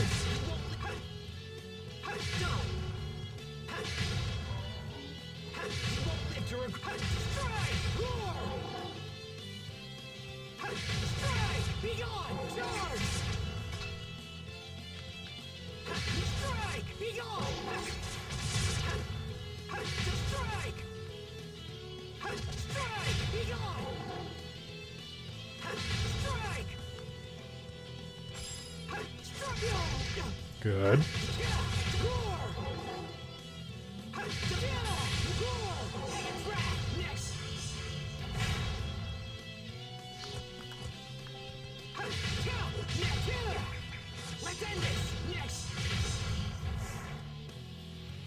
No, I don't think any of the status effects are permanent in this.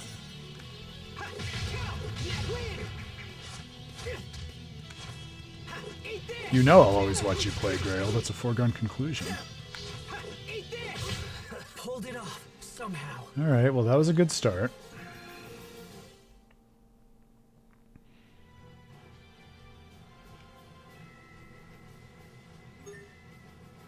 Oh, and we switch it up. I had forgotten this. Or we hadn't talked about it. Damn. Acid flashbacks to Tales of Eternia's EX dungeon.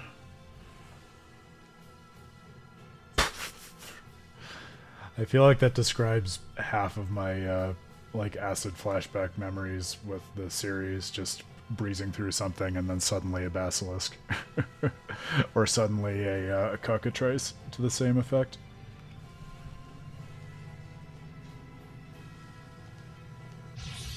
I'm trembling.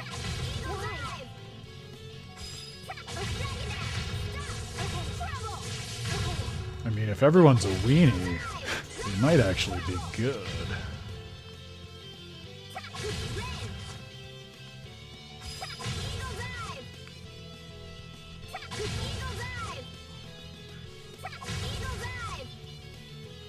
I remember you talking about that, girl. Why play it when you can glitch it?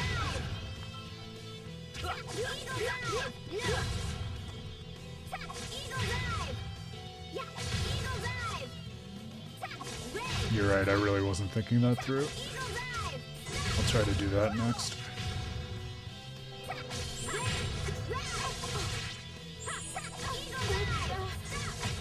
I hope I was of some use.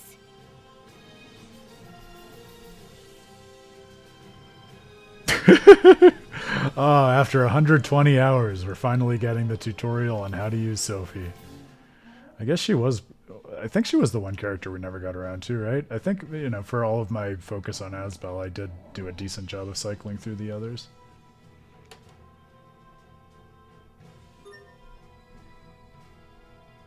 Oh, was it a key item that I stole? It looked like something weird. What was it that we grabbed? I wasn't paying that close attention. Daily medicine. Well, there were a couple side quests that said like I lost something in the coliseum. So my guess is it was one of those, maybe. Yeah, that's got to be what it was. Okay, and Hubert. Yeah, fair enough. Of course, Grail would remember that one. Okay. I guess let's deal with Sharia next. I think Sharia we also didn't really touch just because, as I've mentioned, I have a lot of anxiety about being responsible for healing the party.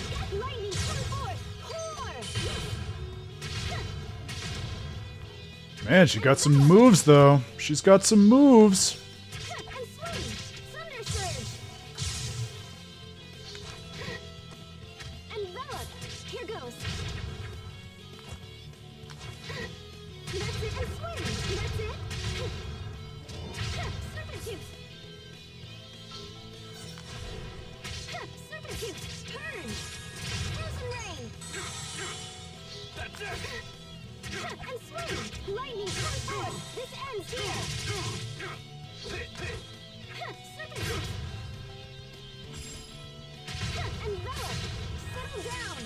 Settle down. Stop that!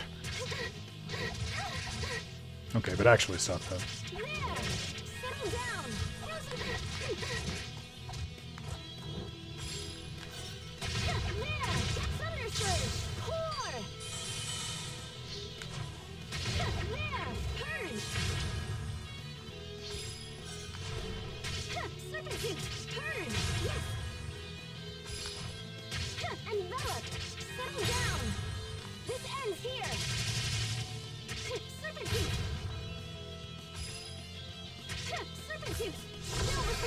Oh, that's not what I meant. Oh, that's fine. I'll show you my true potential. Asterism line. Is everyone okay? How bad are your wounds?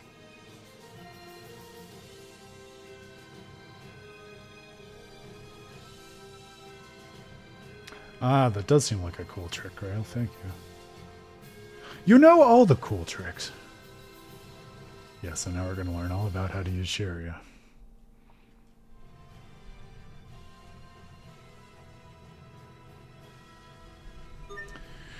Evie, baby, hey, can you calm down?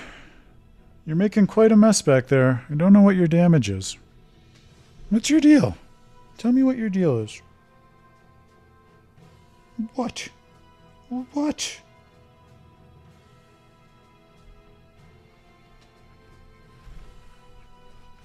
I think she has anxiety about the new stuffed animals I got from Japan that I've put on the new display case I got for everything. That's my dog dad best guess, at least, as to what's going on. Let's do... I'm going to say Pascal next.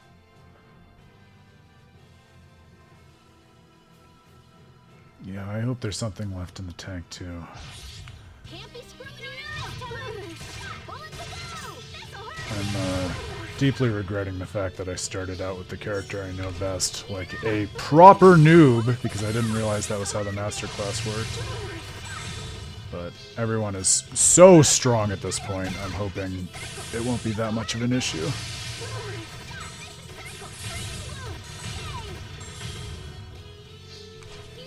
Sharp Shooter Pascal.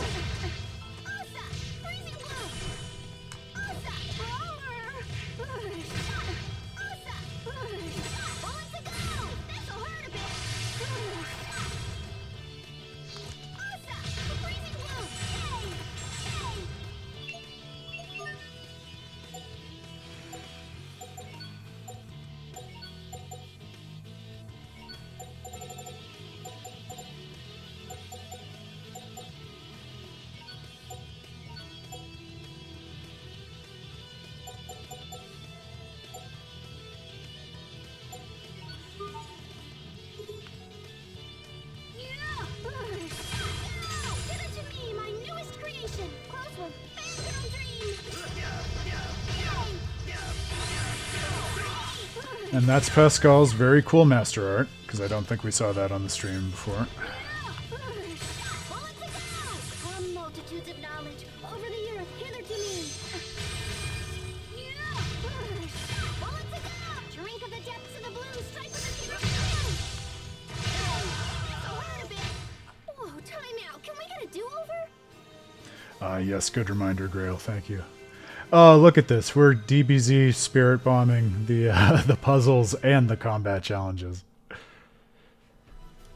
No one can stand against the united force of the Praxis gamers.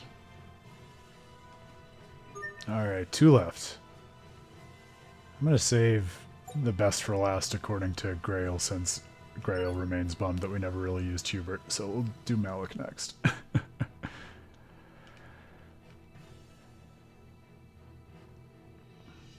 That does sound pretty filthy. Alright, so I'll take half a second to make sure Malik actually has some good stuff equipped.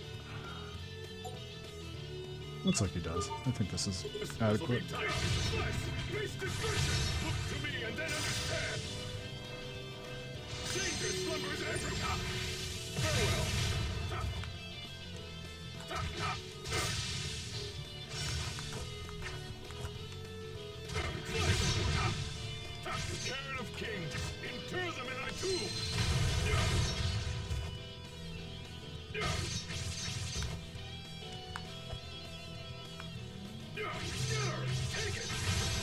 Corrosion, this is trouble.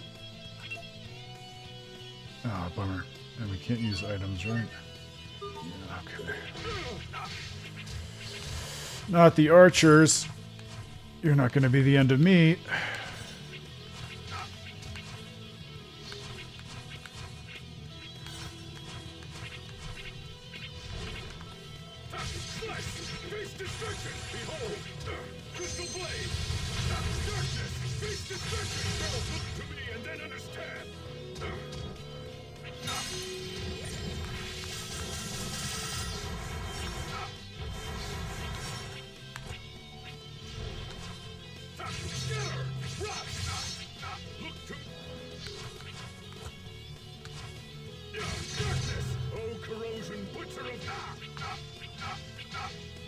You rude SOB.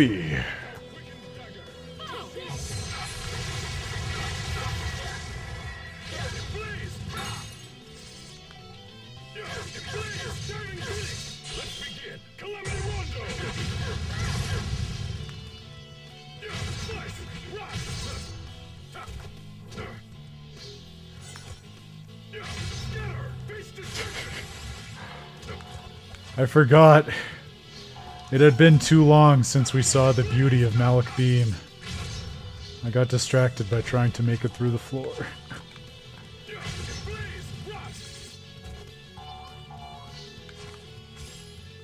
Maybe we'll get his Excel finality.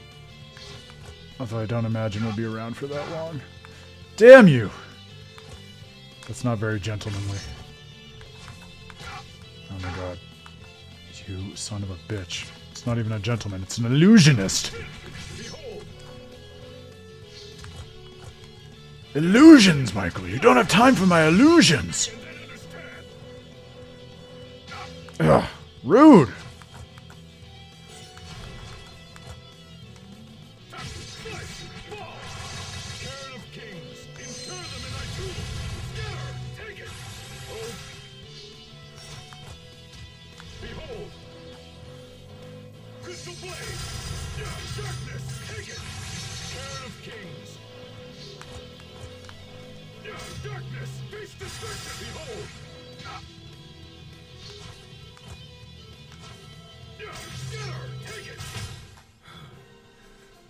That wasn't pretty. I had forgotten that. That would have been helpful. Oh well, we made it through. One more party member.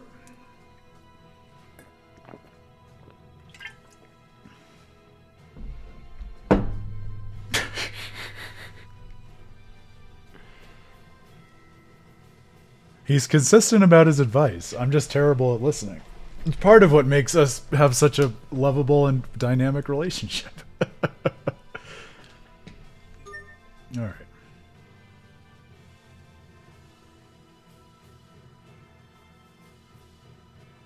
Rolling Thunderbolt and Covering Fire and Beast Blaster are good. Okay. My guess is, speaking of Grail's consistency, he probably gave the same advice to Dan back when Dan was playing as Hubert, so we probably have the right stuff in here. Yeah, we're good. Okay. Expect the best from everyone. Tiger Blade! Dust to dust! Slice! First! This may sting! Oh. Strike! Dust to dust! Waste my cross barrage! Thunder finger! Slice! First! Covering fire! Slice! Edge of the void! Slice! You waste my time. Oh man, Hubert is fun to play as. Why'd it take over 120 hours for me to figure this out? Too distracted by the journey of Asbel.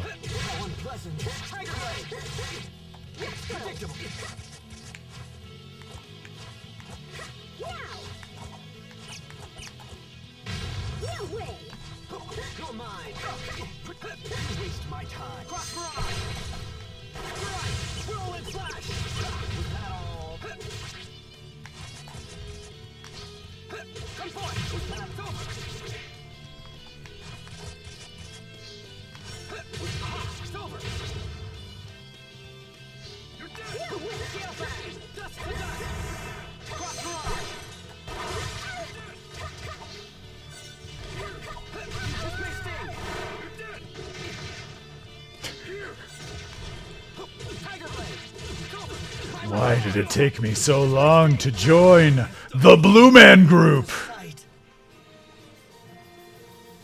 My boy. Better late than never. It really does. The tutorials do feel a little passe-ag, asking me, why did it take you so long, Aaron? Why did it take you so long to try these characters we painstakingly made for you? Looks like we made it! Alright, that wasn't as crazy as I feared it might be. And we're back. Oh! Vague and Kohaku? And Rian? I can't keep her name in my head because I haven't played her game. She'll remind us. Many thanks to you all. Riala, thank you, Grail. It appears to have arrived safely. And I see other familiar faces as well. You must be the trio of titans. Yes, thank you for finding what we sought. This soma is very precious. It connects me to those who are most important to me. Someone discovered it at the bottom of the ocean. I see. Perhaps my brother hid it there. No wonder I was unable to find it. Well, presumably, I mean,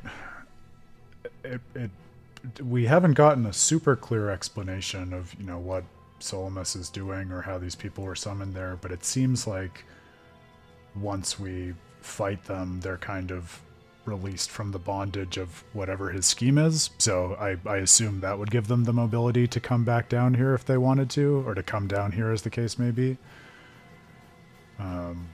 That's kind of my thought about it. I found my hero. It's the most hilarious staff I've ever seen. Too bad he doesn't shout things like, I'm going to be a hero. You guys remind me of, well, us, actually. What you mean? I don't know, they just do. I think so too. It's because they wish to test their own strength. That might be it.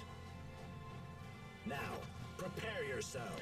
It is cool. We can think about this more, and again, it's one of those cases where I wish I've had the opportunity to play Tales of Rebirth and Tales of Destiny 2, because then we could think more in depth about the themes of those games and what they have to bear on this. But I do note, at least, and it's maybe worth bearing in mind in terms of what Tales of Grace's F is trying to say and how it's bringing in these characters, that, like was implicit in this conversation that we just had, all three of these characters were looking for something that they had lost within this world, quite literally, like various objects and specifically weapons that the party needed to find and bring back to them to make them whole and kind of reunite them with their conception of community between Riala and her connection with Hero Who Shall Not Be Named, and Kahaku's connection with her brother, and presumably something to do with Vague and his sword that we got from the Darkwings, but again, I'm batting above my pay grade there. But interesting to think about that idea of reuniting someone with kind of the object or tool that binds them to the other people in their lives. Feels like a very Tales of Graces thing for all the reasons that we've talked about quite a bit over this study. A fight to the end. Behold, the Holy Maiden.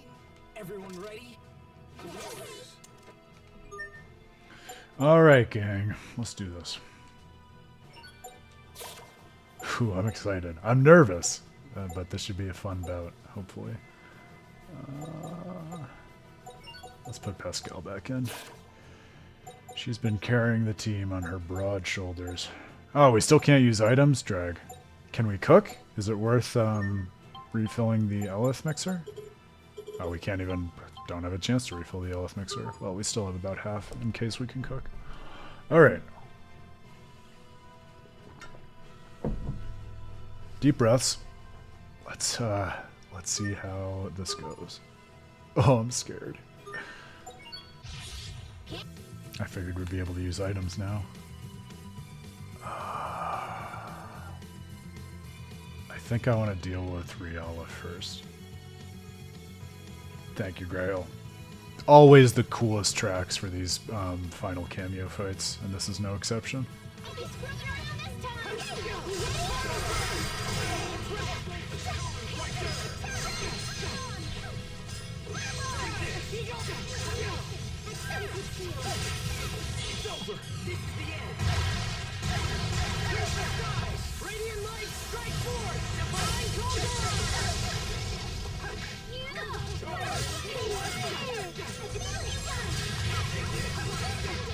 Vague, leave me alone! Kahaku, leave me alone! Kahaku, why are you so strong? Please! Radiance of night, shimmer and fall. Starlight. It's over. Oh my god.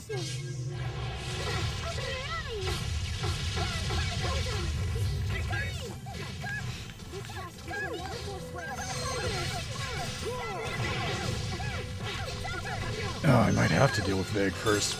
He won't leave me alone!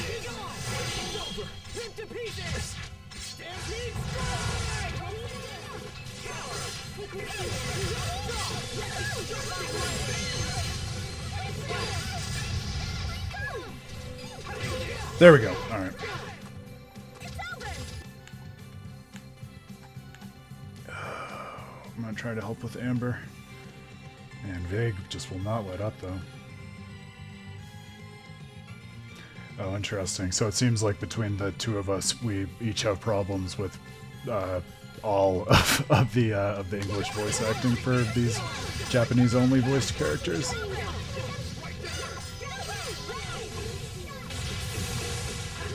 Although I will say, hearing Kahaku or Amber's English voice actor again in this context, I'm not as frustrated with her as I was up in the zone page, so I don't know whether that's that she's voicing her a little differently, or if I've just kind of come around a little bit. But it doesn't seem, especially next to Riala, that might be it, because Riala sounds much more childish. Kahaku just sounds like a young girl, but where you could infer some maturity in her voice if you wanted to, and knew her backstory. So I'm not as dissatisfied with that as I was the first time.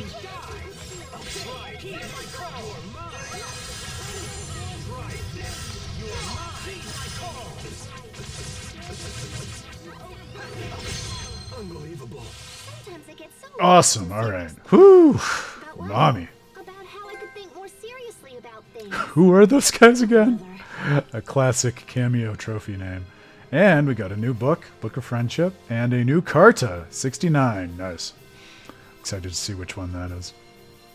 And I was bummed because I was looking through the guidebook and it has these beautifully illustrated pages of all of the Carta, and it made me realize how many that we had missed, even though I felt like we were trying to do a good, diligent job of picking them up along the way. But they have virtually all of the characters that were out in games prior to this one in here. We missed quite a few of them. Grail, please, I'm just a kid. Chaos is too much. Been utterly defeated. Thank you for the fight. Oh, the way they bow out of respect. I love that. Guardians would be a bit stronger. Strength is more than feats of arms. Despite our loss, we know that real strength comes from cultivating a strong spiria. Vague. Yeah, I have no idea what that chick just said, but it sounds right. A strong spiria, a strong heart. I cannot argue with that.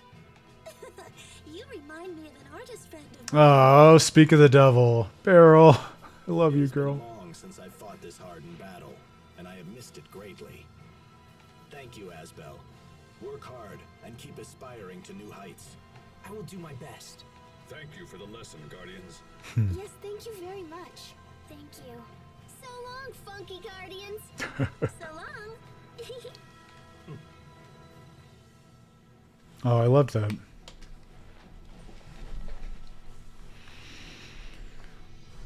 That was cool too. I feel like well,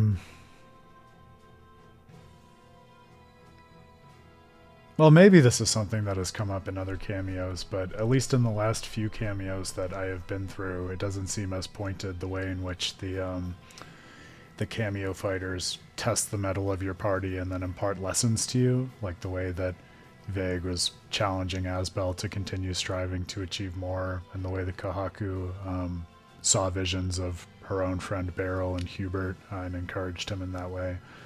That was a really cool way of it almost felt like passing the mantle, you know, perhaps in a way that echoes what you were saying, Grail, about how for Team Destiny this is kind of a like an unexpected climax and finale to the games that they worked on, but it had that kind of feeling to me of their like older lineage of heroes passing on their legacy to these new heroes, which, when you put it that way, makes a lot of sense for Tales of Grace's F, because like we talked about, and like the name implies, it's Act 4 especially, is all about those legacies and how we are able to bring our dreams to life exactly by finding people who are willing and passionate about taking them up as their own dreams.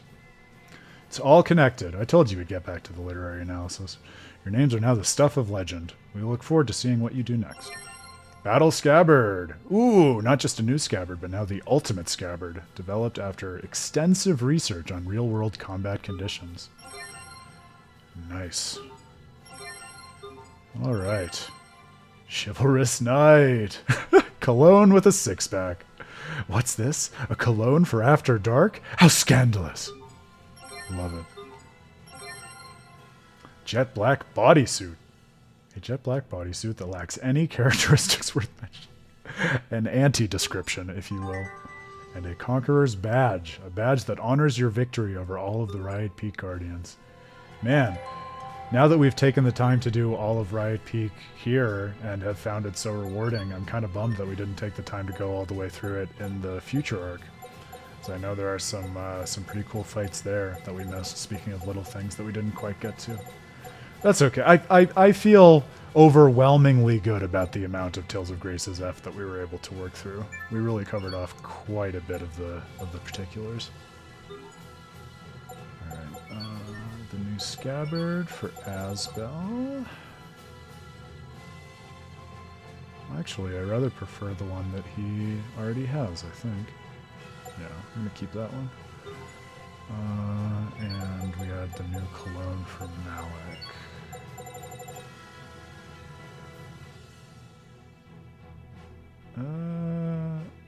No, I'm going to leave his as is also.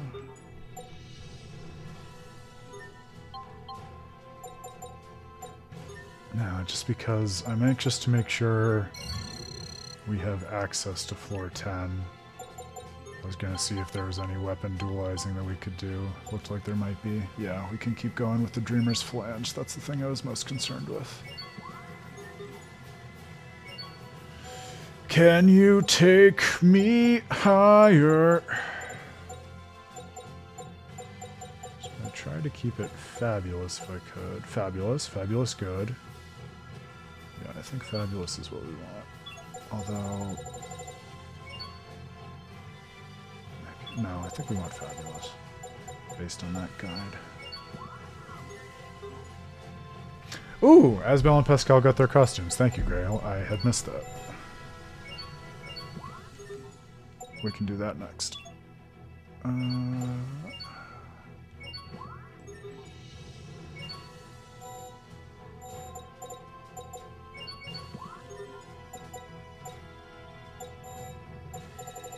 Where was that other staff? Mythology there. Good. It'll be good to keep this up, too. Okay.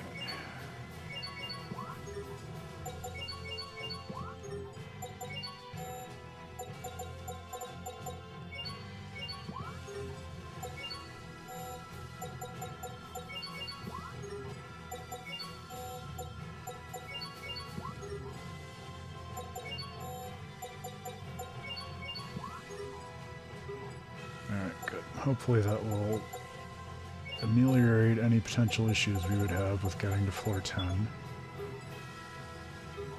And we had costumes, I do believe.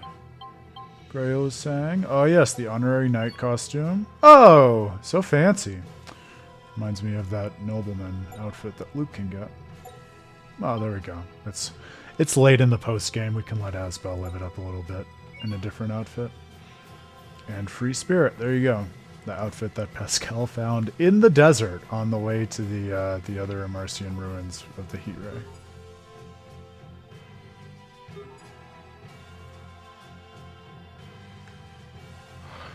Beat the game, he says, when we haven't even beaten the EX dungeon. Come on, Grail. We know you're champing at the bit, but you can't put the cart before the horse. I'll remind everyone, I desperately want to go back to the Rocagon too, because that's something that I have never done, and I've been excited to revisit that since we first got the opportunity to. Yeah, we don't have that for Sharia though, right? As far as I know. Sharia. No, we just have the Mimic titles. I can't believe we just defeated the Guardians. They're the world's strongest warriors. The way those three protected each other, I thought their defense was impregnable. But I guess you can always find a way. The guys back home are never gonna believe this. I wonder if anyone will believe us. Those who defeat the Guardians usually assume the position, so it might be a hard story to sell. That's right. I'd forgotten about that rule. I hope they don't expect us to. Oh, I turned them down already. When did that happen? On the way out. I said we're busy. Really? Part of me wishes you hadn't. Yeah, come on. If I'd said yes, we'd never be able to leave this island. Captain, we have a mission to finish. Yes, I suppose. Wow, Captain, that's so rare for you to back down. It's hard to face anger from one who is often calm.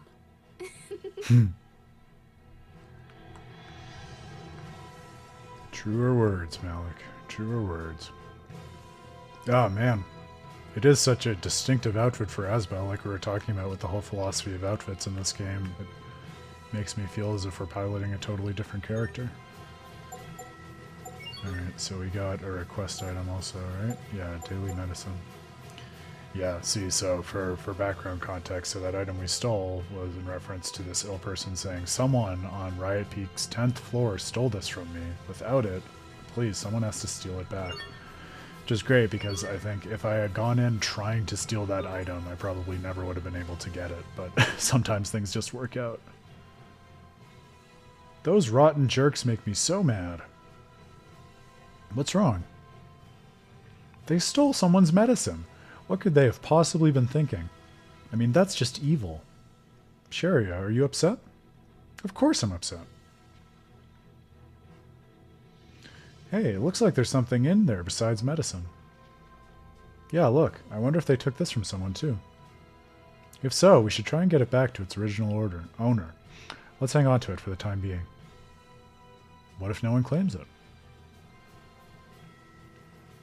Well, we'll just have to cross that bridge later. Sticky fingers. Hey, who taught Sophie that? What? Don't look at me.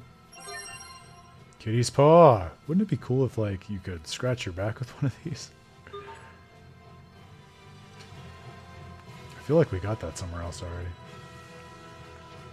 Maybe just two of the same item. Or I'm thinking of something else. Oh, hilarious. Which we said that we... Can we not get to it at all? Was there just one cat that we missed and we were too lazy to go back and talk to, like, every single cat in the world? Because I feel like we were pretty good about talking to those various cats as we ran across them, but that's what we need to do in order to access it, right? Which does seem like a bit of a chore if you don't know which one you missed. That's one of those places where, as much as I have really conflicting viewpoints about quality of life, especially right now when we're doing post-game cleanup, it would be nice to just have like a tracker or a map that shows like check marks of which cats you've talked to versus which ones you've missed, so that it's not total trial and error. Make things a little more livable. Alright, friends. Well, I think it's back to the zone cage in hopes that we can now open up the 10th floor and round things out there.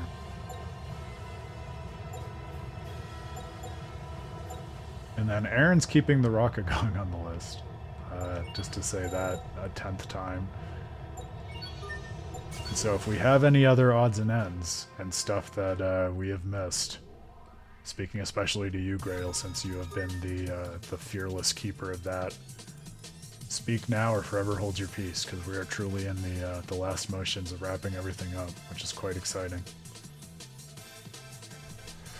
That's true. We can go back and try to fight Lambda Theos. I feel like that would be fun, because we didn't do it with Artorias in Tales of Berseria, which I kind of regret. And since we've taken the time to do everything else, it would be cool to see exactly how the final boss changes, since it does have a complete name change and everything. Oh, that's true, and the mini-games. We can't forget about the mini-games. Shotcube was kind of fun. I could go back for that just to see if it was doable. Okay, I think I saved. I'm gonna double save just because Zone Cage gives me anxiety. Alright, can we get to floor 10? No, but can we... If we use the upgraded Dreamer's Flange, will that get us to floor 10?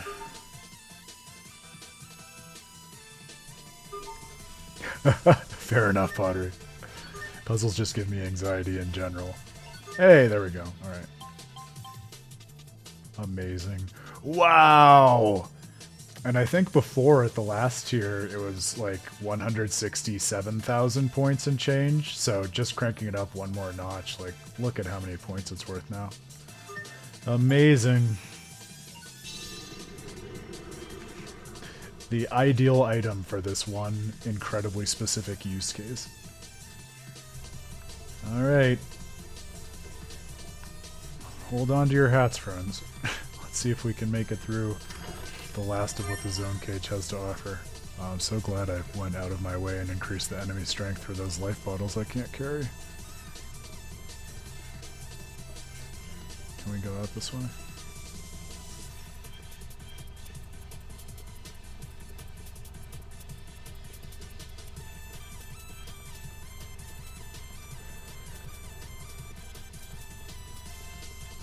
Those wonderful staircase slants.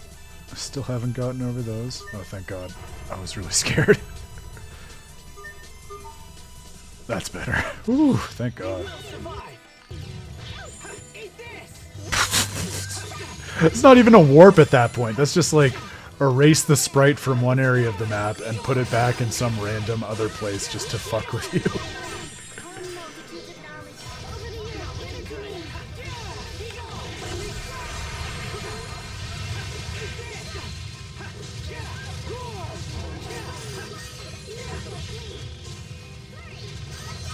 Yep, I'm getting that sense.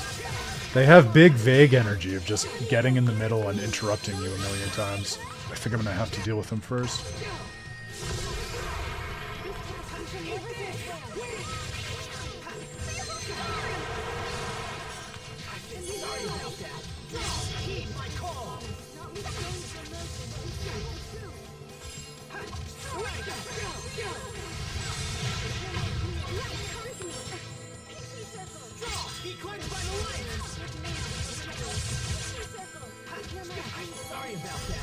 Oh my god.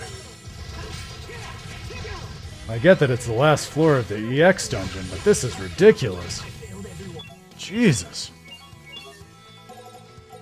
Really glad we have that turtles flute, because I think I'm going to be burning through items to keep up with these guys until we get a few more levels on them. Like 1,000,000, I'm guessing, is the level that they are. 130, yeah, so roughly level 1,000,000. In Tulo. They look so silly and cute with those little sprites in the arms. You wouldn't think that they're absolutely satanic.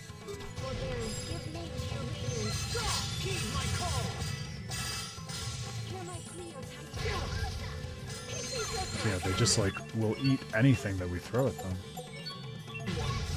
Which, I mean, makes sense if they have, like, 20 levels on us, but still. Doesn't mean I'm going to be happy about it.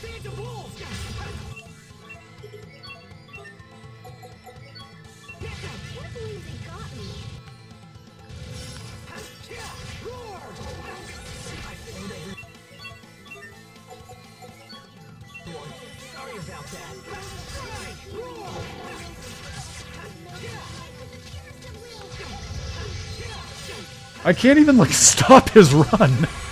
Okay, Sharia can, though. That's something.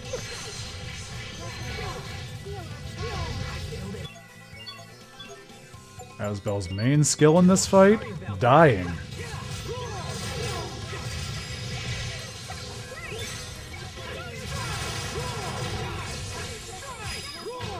Is everyone okay? Whew, that was rough. But lots of good experience to match it, at least. Well, hopefully if we're able to get it down to a cool 100% and keep it down there, it'll at least be slightly more manageable.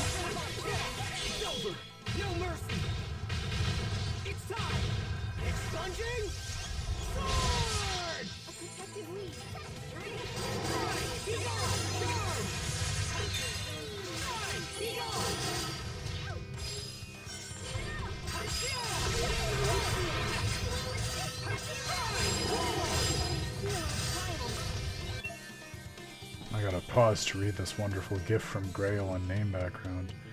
Intulo. There are no extensive or detailed descriptions of Intulo, the legendary lizard man of both Xhosa and Zulu folklore.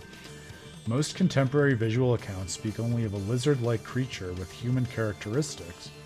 A single vague sentence that leaves more questions in regard to this being's physical attributes than it answers. Wow! Talk about cryptic.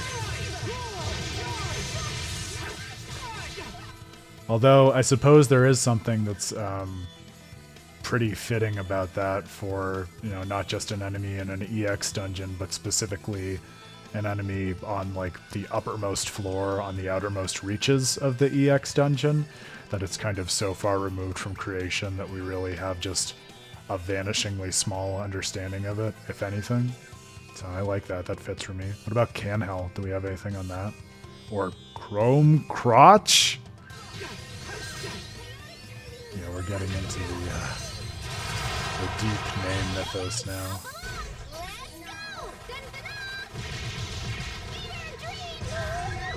Somehow even sillier with her fancy outfit, and I love it.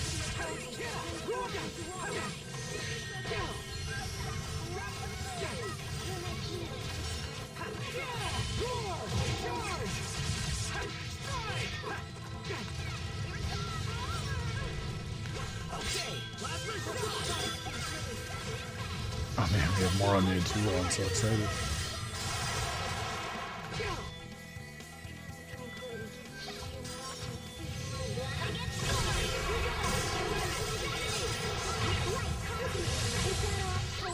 See how much you miss out on when you don't take the time to actually look up the names of these creatures that were so painstakingly crafted for these specific, deep and resonant endgame areas. You're leaving thematic content on the table, my friends. Pulled it off somehow. Alright. We're all getting plenty of levels. So, Intulo continued. Nevertheless, this does not disturb speculation among eager modern cryptozoologists and enthusiasts who seem convinced that this infamous figure of the myths of the Goonie a southeastern arm of the greater Bantu family and common ancestors of both the Xhosa and Zulu mythology, is actually an unusual primate of some kind that displays certain strongly pronounced bizarre reptilian physical characteristics, making him a distant relative of the elusive Gator Man that are said by some to dwell somewhere. My allowed reading of your message was premature, Grail. I think I mentioned this the last time you mentioned nomenclature lore from an EX dungeon, because we got something similar, I think, in Berseria and Zestiria, where it wasn't just names that were allusions to mythology, but really like relatively off the beaten path mythologies, where like, yeah, the main game of Zestiria is all about Arthurian myth, and the main game of Berseria is all about the Kojiki and Shinto and stuff like that. But you get into the EX dungeon and you have these, like cryptozoologist mythos from like Zulu mythology and folklore, like stuff that is far less common, which to me just adds to the extent to which it's nuanced and adds really interesting texture to the overall game experience. The Gatormen are said to dwell in the swamps of the U.S., or perhaps even the legendary Saurians. Yeah, I love that. And really adds, especially in something like Grace's, another dimension to the senses in which the world is just unknowable, and so much of its background is beyond the reach of the humans living within it, which kind of gives an interesting justification to the extent to which the characters in the game, like Asbel and his friends, just focus on their relationships with each other, because it's like, in a world that is so deeply alien and unknowable, it's almost that much more of a fool's errand to try to organize yourself and what you want to accomplish in the world based on the world itself, rather than working from your relationships and personal connections outward.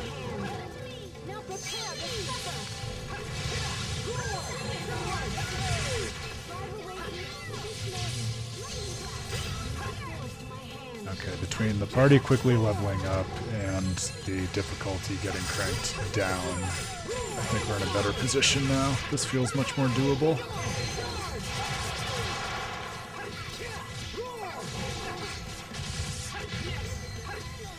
Man, so I'm sure you all can see by now, I love comboing in Tales. I think comboing is a great payoff for getting to know the combat system and the dynamics between the characters really well.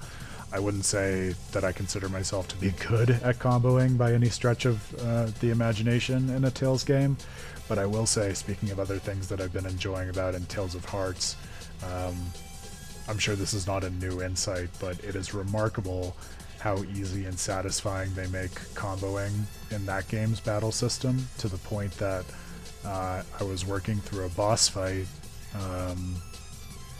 today or yesterday or recently anyways, and truly, like, without even trying to, I got the party just popping off on one combo chain that just, like, the damage stacked and everyone kept following up, and just in a matter of maybe like 15 seconds of comboing, we must have eaten away, like, no exaggeration, 60 to 70% of the boss's health. It was insane.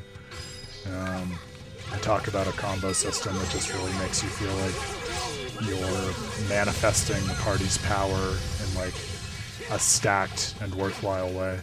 It's very cool.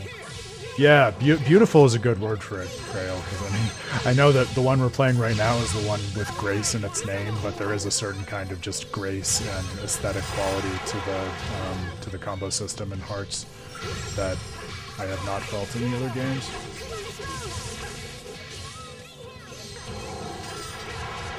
Oh no, Grail is recommending putting the difficulty down for the boss. Well, that makes me nervous. See, I feel like I'm with Pottery with what he said about the puzzle at the beginning of this stream. I feel like it's a cop-out to turn the difficulty up prematurely. Like, I want to try it at least once on regular difficulty. Because I'll remind you, I think we're on normal right now, so it's not like we're playing on an especially high level of difficulty. But then if it doesn't work out, we can always crank it down after that.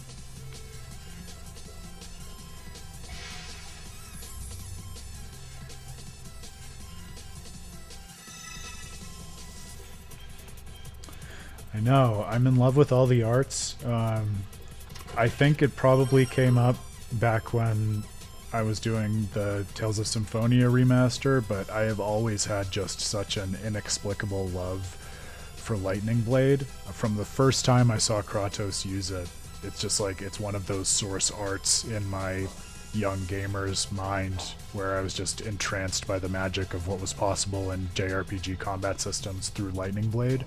So the fact that Shingu, or Core, the main character of Hearts, has a whole basically like lightning-based repertoire of moves built around Lightning Blade is so cool and rewarding to me.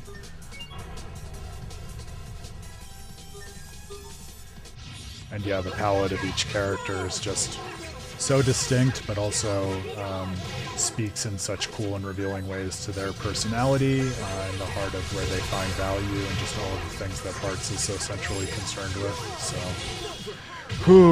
I continue to love it and continue to be really excited to study and publish on it in some more depth and talk about it with all of you. I was thinking over the last few days when I was playing it, it is certainly not beyond the realm of possibility that I would get a PS TV just to be able to stream it for that part of the Tales of Praxis series, because I've really been enjoying it so much, and it's one of those that I feel is relatively less accessible as a Tales game in terms of it being easy for people to pick it up and play, since it was only released on the Vita. So it would be fun and I think a valuable addition to the series to be able to make it a little more accessible for people and think through it and study it in the way that only we do.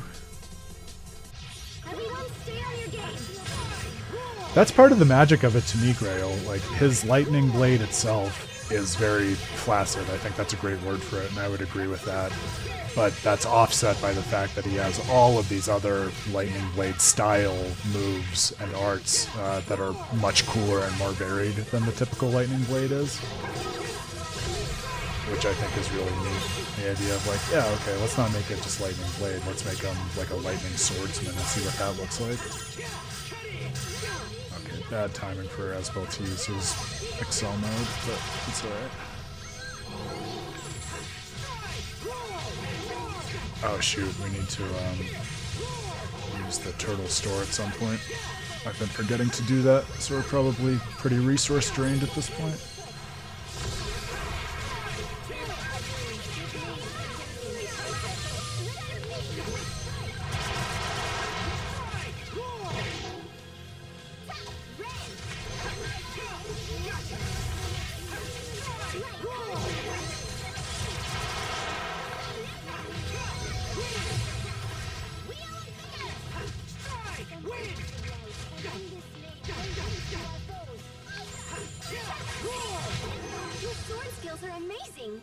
Thanks. I'll use them to protect us all.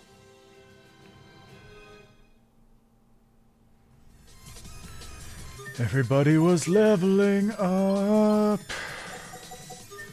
Everybody kept leveling up. I waited way too long on this. Oh, we actually for once have enough money to continue to improve these. I'll take it.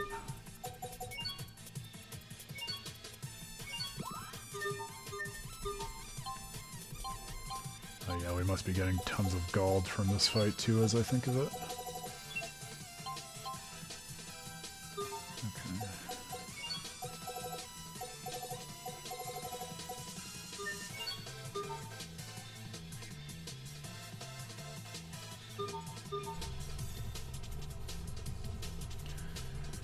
Solar Parabola, no, that's one that I'm excited about and is on my list. It's in one of the trees that I haven't been prioritizing for him, so I haven't gotten to it yet, but I fully expect to put in the time to unlock everything for all the characters, just because it's the exact kind of system that motivates someone like me to do that.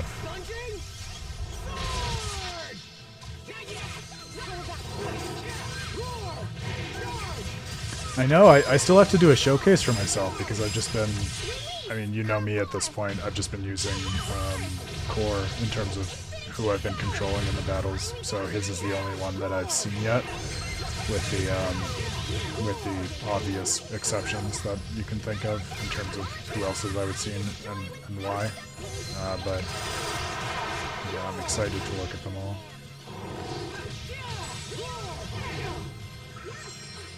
Yeah, it is pretty impressive how much they're able to do with, you know, the relatively low graphical resolution and like dev resources that they have available on their Vita versus, you know, developing for some other system. I'm pretty reliably blown away by the different settings and the distinct aesthetics of them, like we were talking about, and all the different combat mechanics. There's a lot of heart and personality in it. Divine Saber Master. Alright, go Sharia.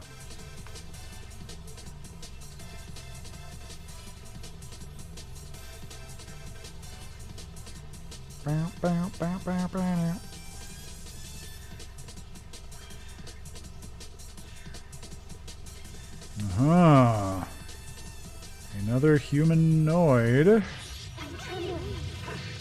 Is it Solomus? We have no point of reference for making that determination. Is it the master of the Chroma Dragons? Don't you forget that they were talking about a master. I'm not going to let that go. I still haven't let go that the glyphs resonate with Pascal's bloodline.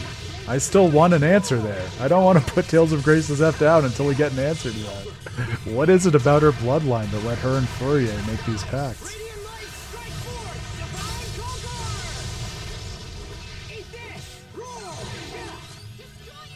Ah, drag Esbel right out of steam right before 100 hits.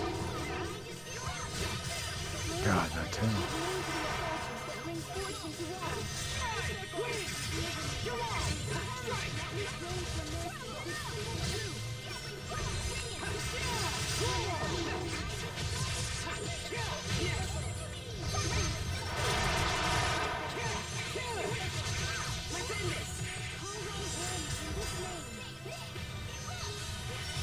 Ooh, well, I'll have to fire it up after this just to watch that. That's pretty consistent with his character, though. Just the honor and glory and theatricality of it all.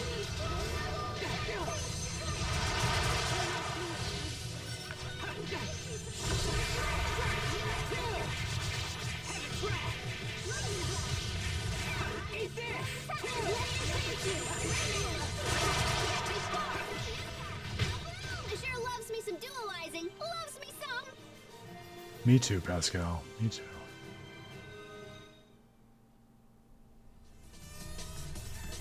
Alright. We're at a flat 100. I did want to just check this chest. Slow charm. Alright. Don't know what I expected. I do want to get back to a flat 100 though, because I'm very scared about this boss, all the more so because of what Grail said.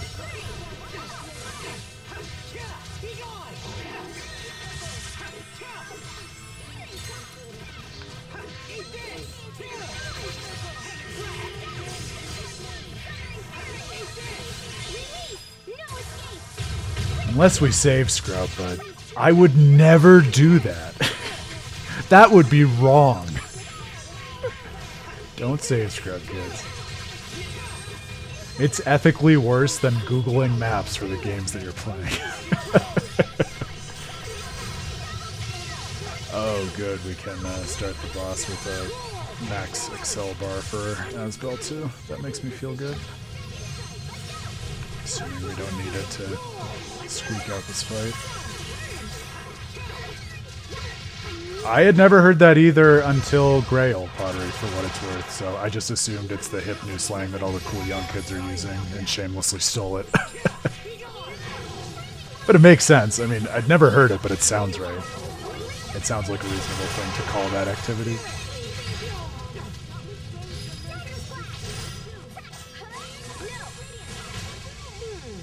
Pascal looks worried. She said she was torn between eating 10 banana pies or 12. I see.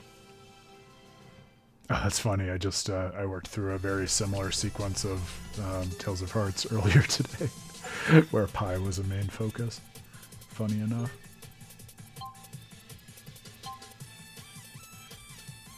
Oh, it might have been scumming. Grail, I'm sure you can confirm whether you said scumming or scrubbing. I might just be misremembering. In either case, it was the first time I had heard the term, so it's probably just Aaron misremembering.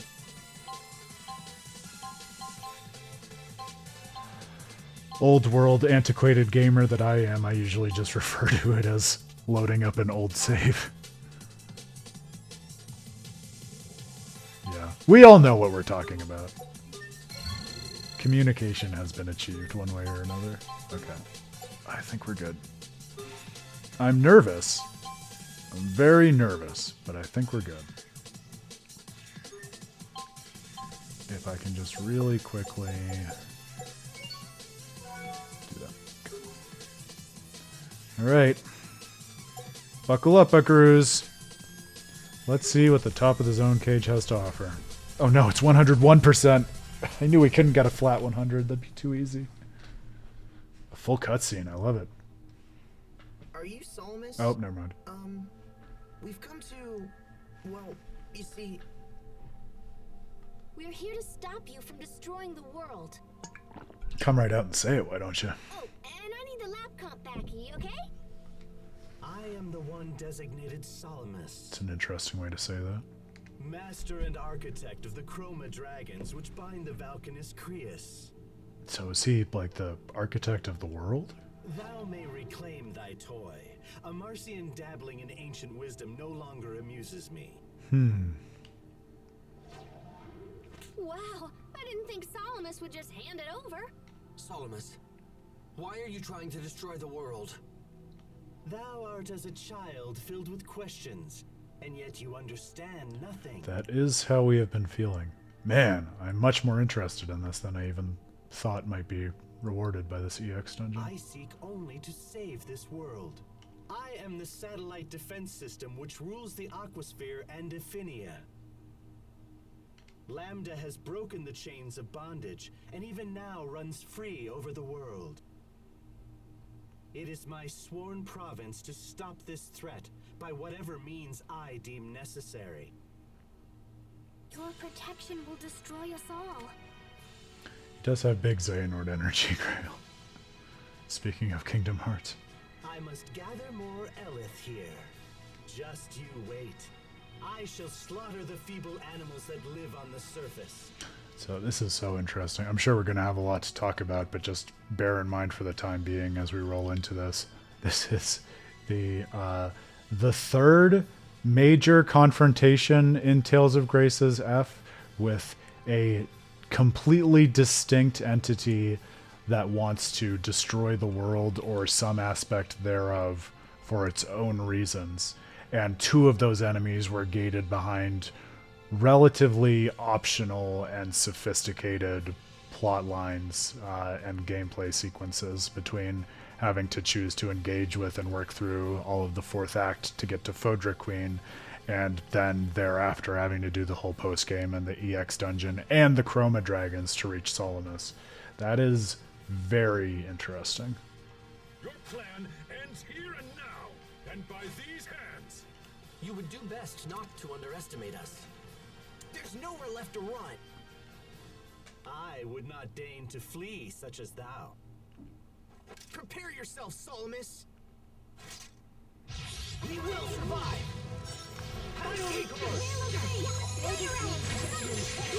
Kind of reminded me more of Alpha off the top of my head if I had to pick anyone, Grail. My soul in perfect harmony with true ascension. My arts epitomize perfection. Immaculate Succession, wow. God, he got that off so fast, too. A human dragon, great for the progenitor of the Chroma Dragons. A being who likely holds the secrets of the zone cage. His very description is teasing that we're finally going to get some further answers about the nature of this world. And how about that? Look, his sigil is itself the Fossilos. His movements are truly godlike. And wow, how about this battle track, too? 140, alright. Don't cry, don't die.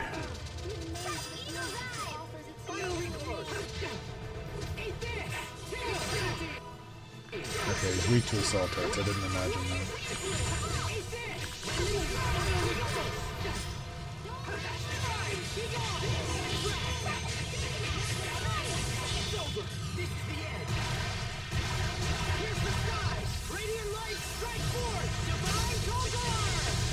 He's truly godlike, but we are pretty powerful at this point in the game.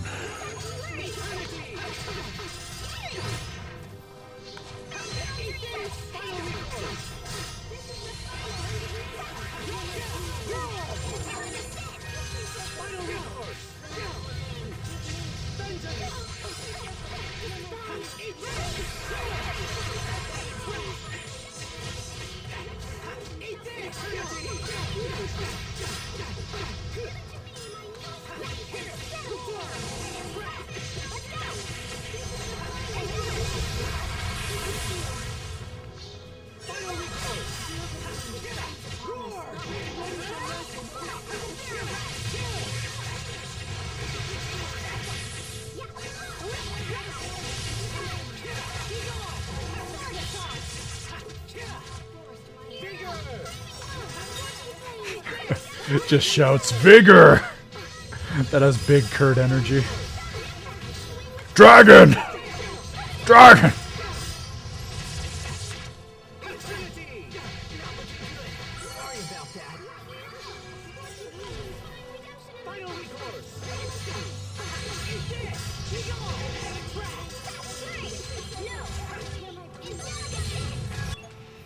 Okay, he only has 2 weaknesses, so I should remind myself of how Asbel can actually hit them so that we can hopefully get some more damage in.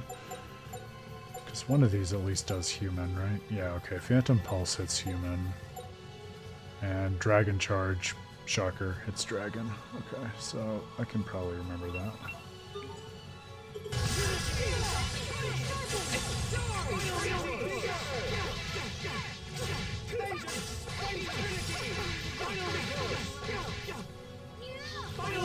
Oh my god, there's so many of him. What? Oh no. Oh no. This just got so much worse. This is great, and I hate it.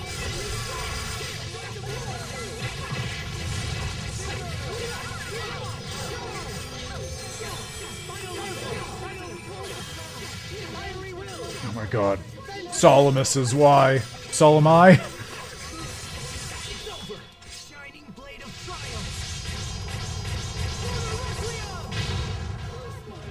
Okay, that's one down at least.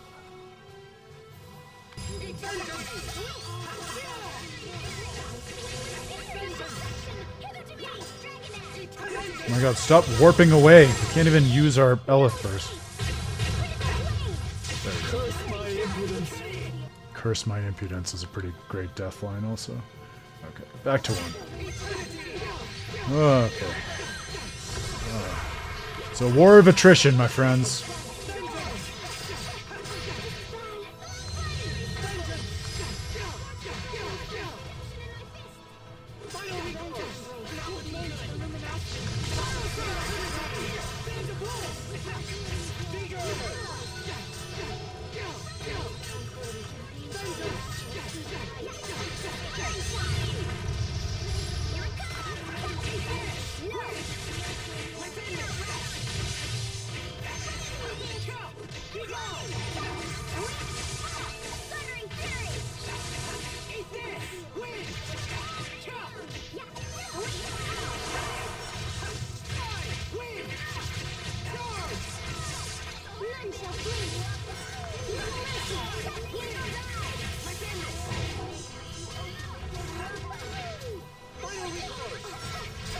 Thought we were just gonna keep going there.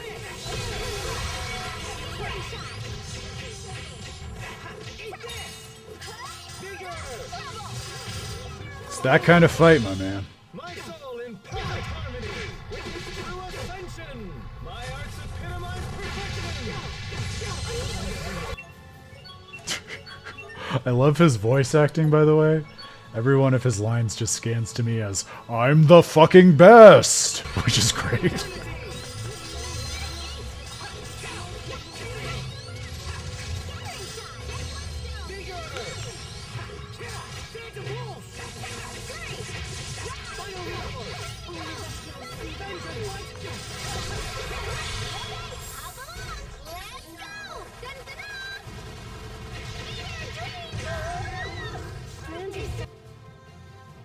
about halfway there. And as we all know, Tails boss fights only get easier once you wear the HP of the boss down. So it should be smooth sailing from here, he said, his voice dripping with sarcasm.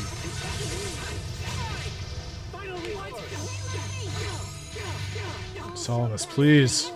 I'm only a child. This is only the third act. I don't have a family yet.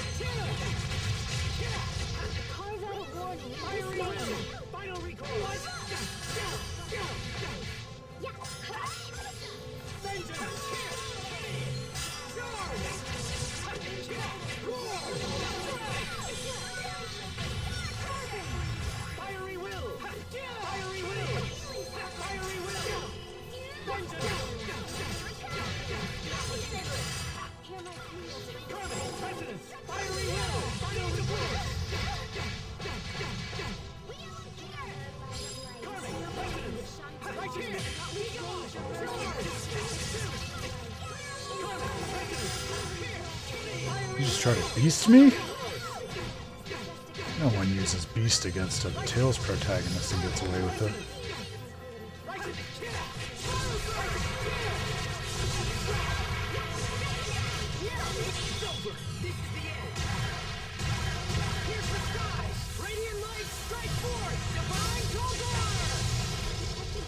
Oh, come on, we gotta be getting close. My god! I keep feeling like we are doing much more damage than we actually are.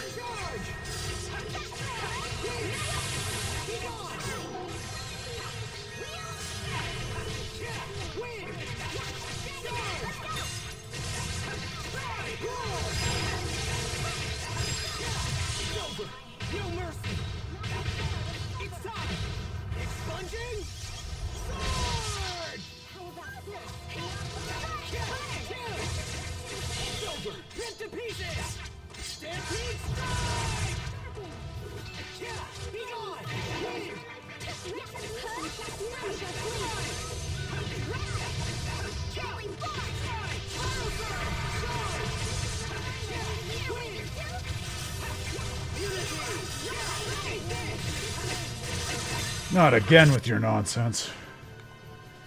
Solomus, you joker.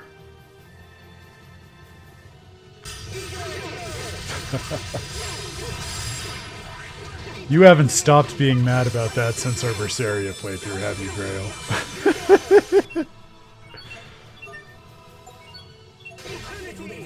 That was a little late.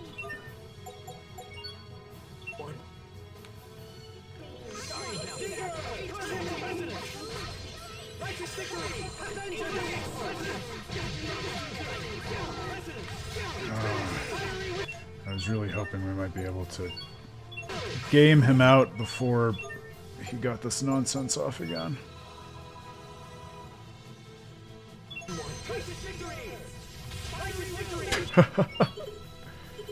Calling it bacteria is very funny to me.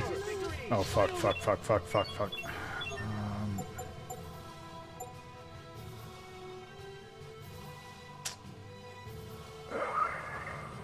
not sure what the right play is here. No, we have to get a healer up. Oh my god. Leave us alone. Leave us alone.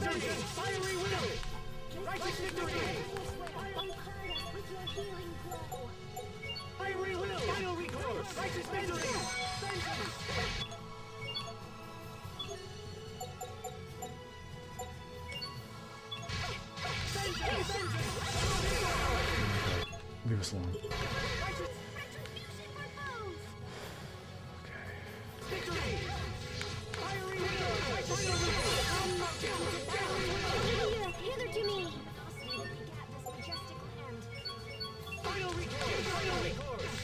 Oh my god, leave Asbel alone. It's not fun if you juggle me so much that I literally can't do anything.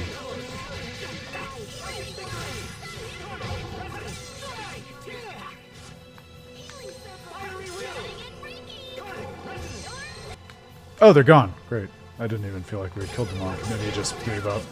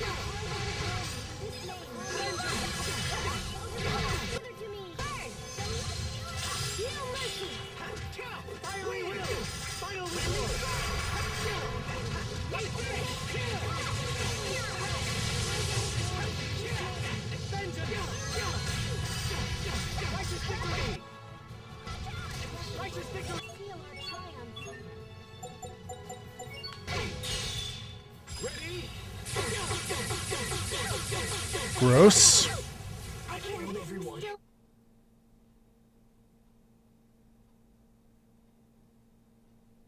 Was that supposed to happen?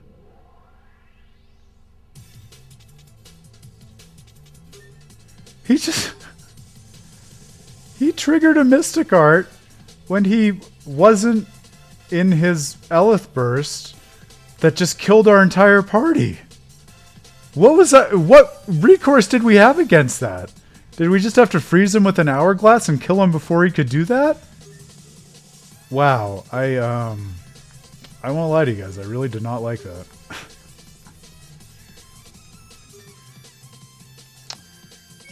Down to the wire deaths where I don't understand why they happened are some of my least favorite. Oh well, we have time to try to take him on once more, I guess, but that really left a bad taste in my mouth after getting really excited for that boss. Oh well.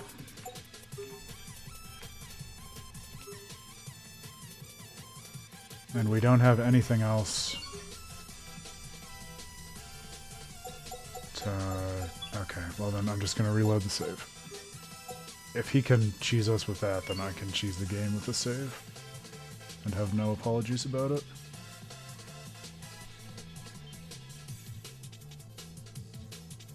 Yeah, I might do that, honestly, Grail. That just didn't sit with me as something reasonable. I don't remember Fodra Queen doing that. I mean, I remember her, the, like, dual soul mystic that we talked about, but it didn't seem as devastating and unreasonable as that. Hey, Lant Knight. Looks like you found your way to the right game stream. Welcome. Pleasure to have you. You are coming into the very end of a very extensive literary study of Tales of Graces. We are very happy to have you. Okay, I need to get the equipment off of Pascal first.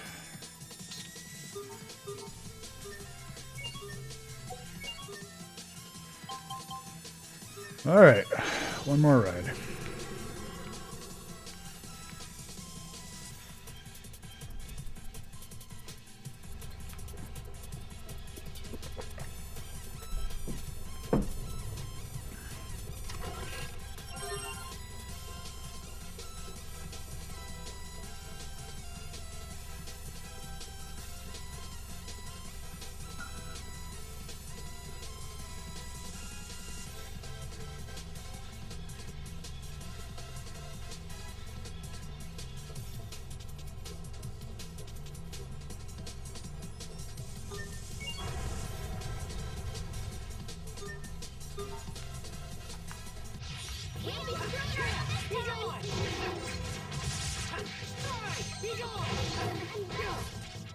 More or less, yeah. We haven't done literally everything, but so the whole conceit of the stream series that we've been doing for the last year is as comprehensive as possible studies of all of the different Tales games through specifically the lens of reading them as stories. So thinking about, what are the games trying to say, what themes are they concerned with, what makes them interesting as works of art. And so we've been trying to basically cover off all of the possible content that is interesting and worth looking at in that context. So yeah, most of the side quests and optional content and EX dungeons and everything like that. So right now we are working on wrapping up the Tales of Graces F post-game, as you can see. And then next on the list is we're going to be studying Tales of Exilia and Tales of Exilia 2 in succession, which should be a lot of fun. Really the two remaining Western-released Tales games that I have never really touched, so very excited to explore those. Whoa, time out. Can we get a do-over? So it's a day that ends in Y is what you're saying, Grail.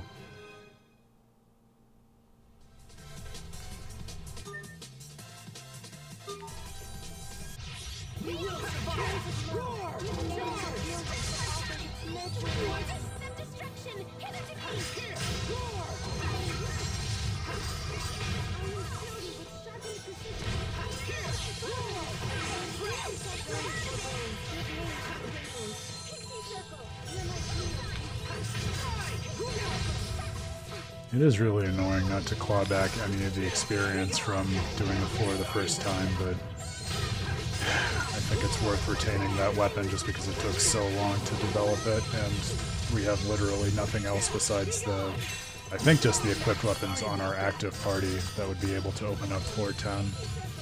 So I think it's the trade that we had to make, unfortunately.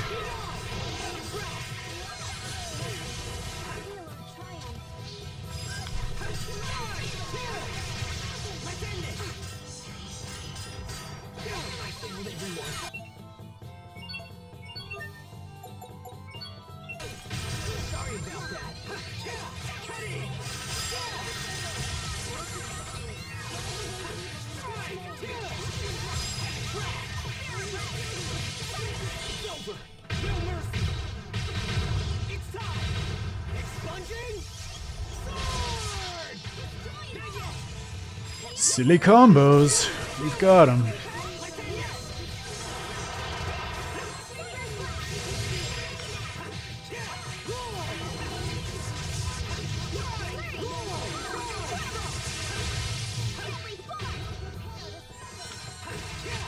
I'll keep on getting stronger.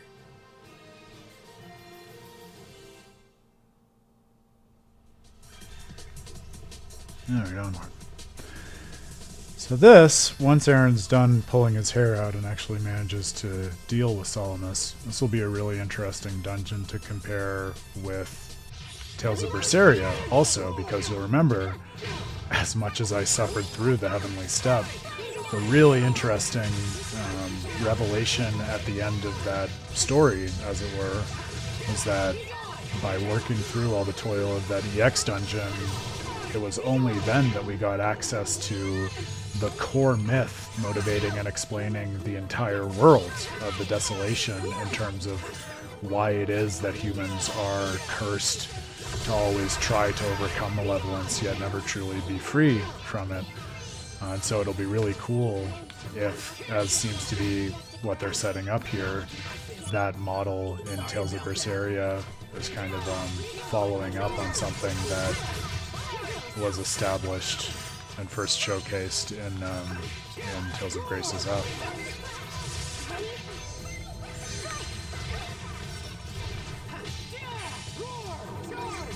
It seems like Solomus is certainly set up to be that same kind of keeper of the original secrets of the world.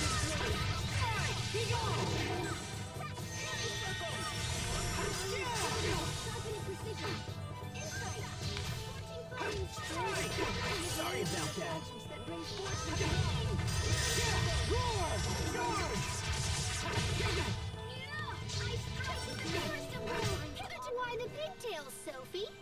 Pigtails? Your hair, those.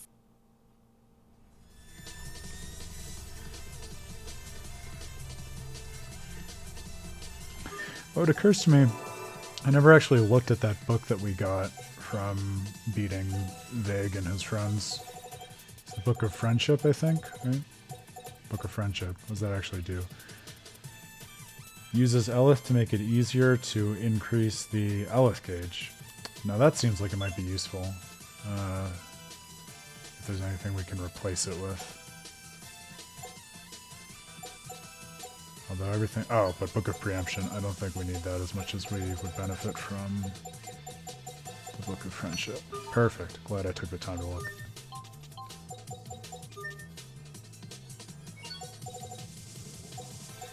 Do do do. Do do do do do do. All right.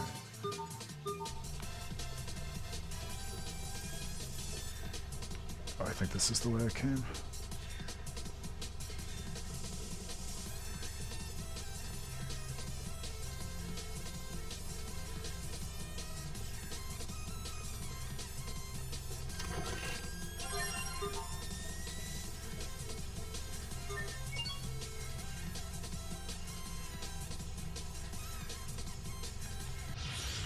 It's an extra monster, as a joke.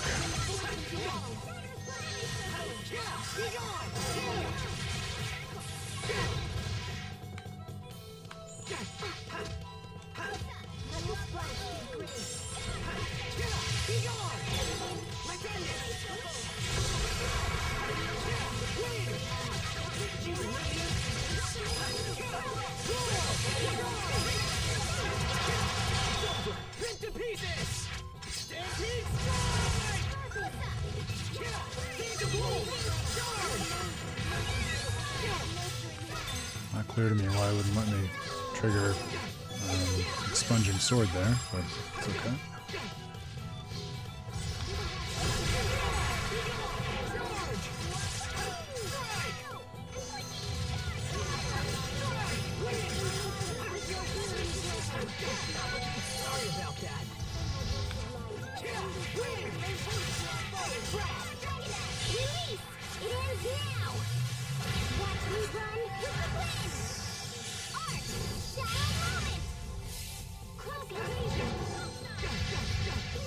Nice, nice.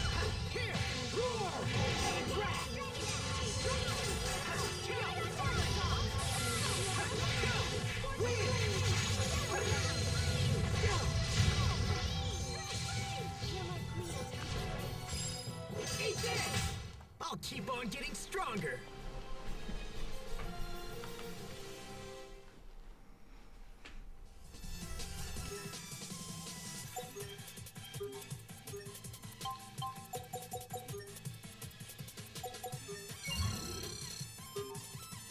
Is there anything that we can dualize that we have equipped right now?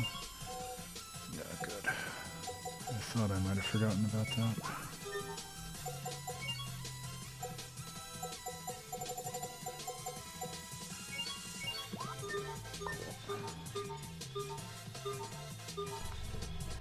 Everyone stay on your game.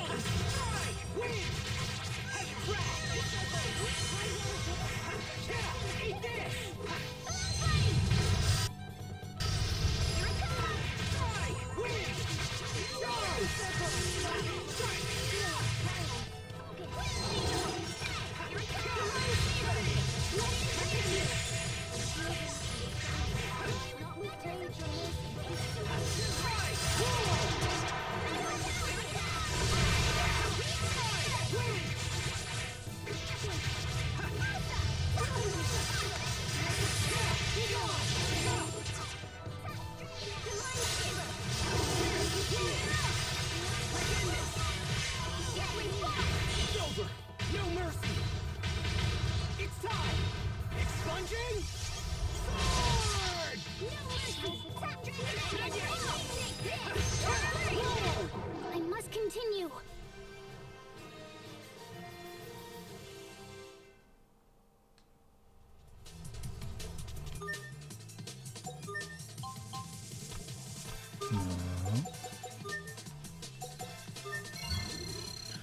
just have to remember to constantly go to the shop. This is when the turtle's flute really pays off, because that Book of Friendship is so great, but it really does just absolutely eat through your LF mixer supply.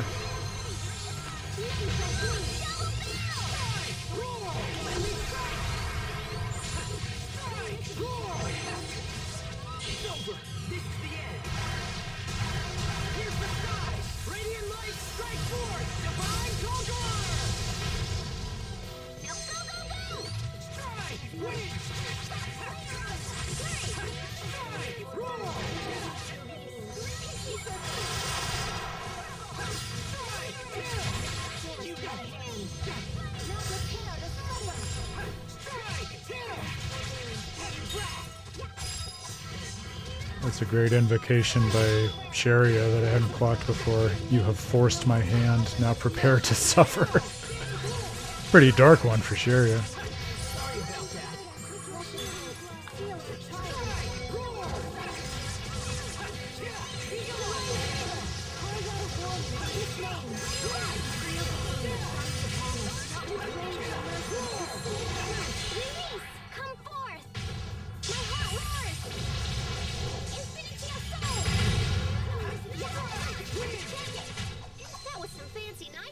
What else are you hiding from us? Oh, I'm not hiding anything.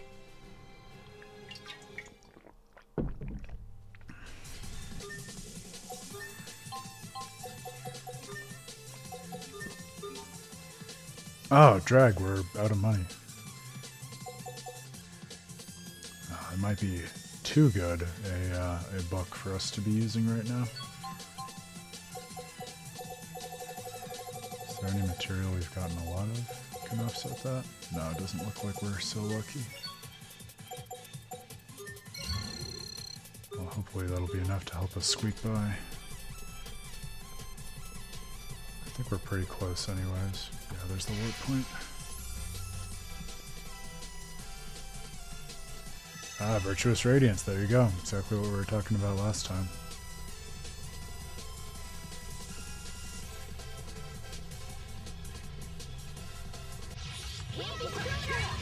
Yeah, it's almost like she's channeling Richard a bit, huh?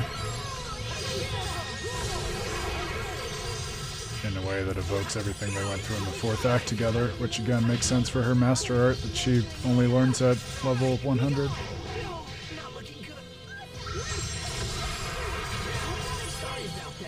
Made all the better in our playthrough by the fact that, no, never mind. I was gonna say, I thought we gave her the Richard lookalike title, but we gave that to Asbel. Never mind. I'm just lying to you.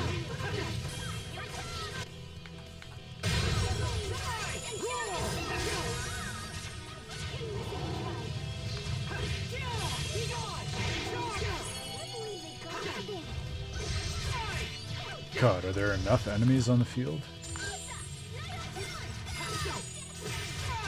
Isn't it nice how they can just as easily warp away from you or also to you, depending on what is least convenient? I really love that.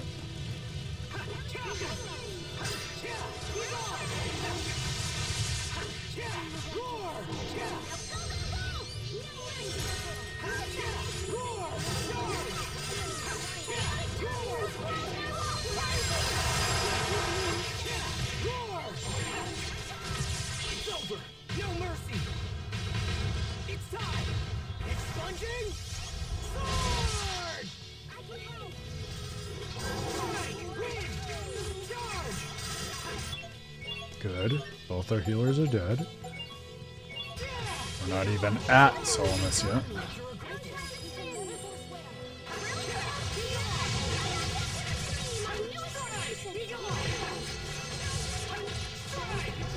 Fangirl Dream! Cool, cool. Nothing like a little art seal. Keep it fresh.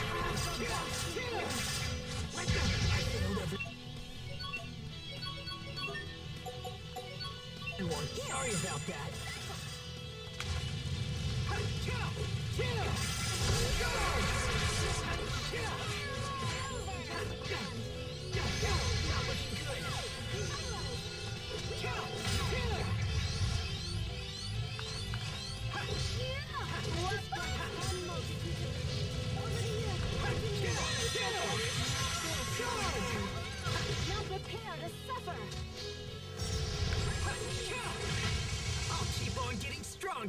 Yeah, I think that was the first time I actually clocked what Virtuous Radiance looks like, but just like a wholly decisive line in the way that we were talking about last time. That's very cool.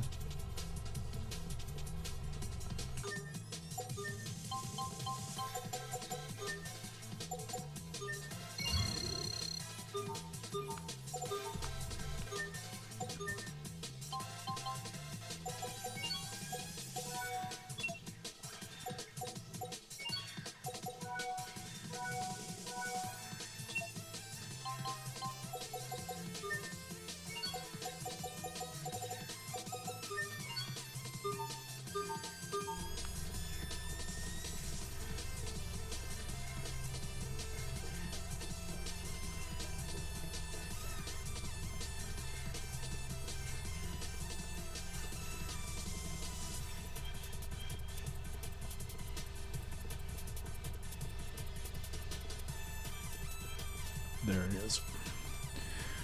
I'm thinking I am gonna just, no shame, turn the difficulty down. You know, we got through the puzzle without looking at the solution, so I feel like in a purely compensatory and karmic way that has earned us the right to turn the difficulty on Solomus down. Because, especially after all of the time we've put into this game, that didn't feel especially fair. And so I'm okay with tipping the scales a bit. Thank you, Pottery. The validation is much needed and much appreciated. And that'll at least hopefully give us a chance to see what's waiting on the other side in terms of what he has to tell us about the worlds before we wrap for the evening here, which will be nice. And then maybe we can just do last odds and ends on Friday and get excited about what comes next.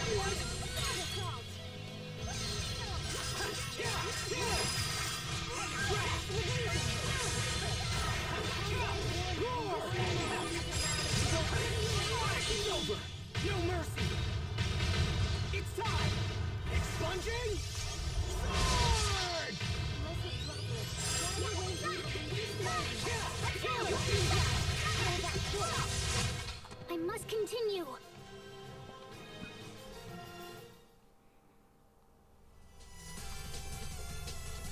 Everyone stay on your game. I will say one thing that I will say in favor of this setup, because I don't want it to sound like I'm complaining about the end of the EX dungeon. It's hard and grueling, but it's also an optional challenge dungeon, and so I think it's supposed to be that way.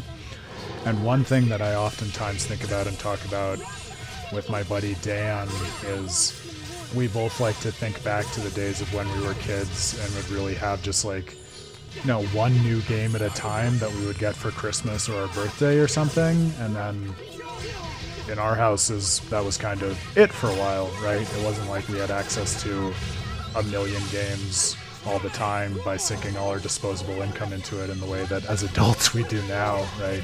And so I like to imagine, okay, what would this game experience be like for the kid who, got it for Christmas and this was the only game that she had for, like 4 or 5 months or something like that, right? And she just played it on end.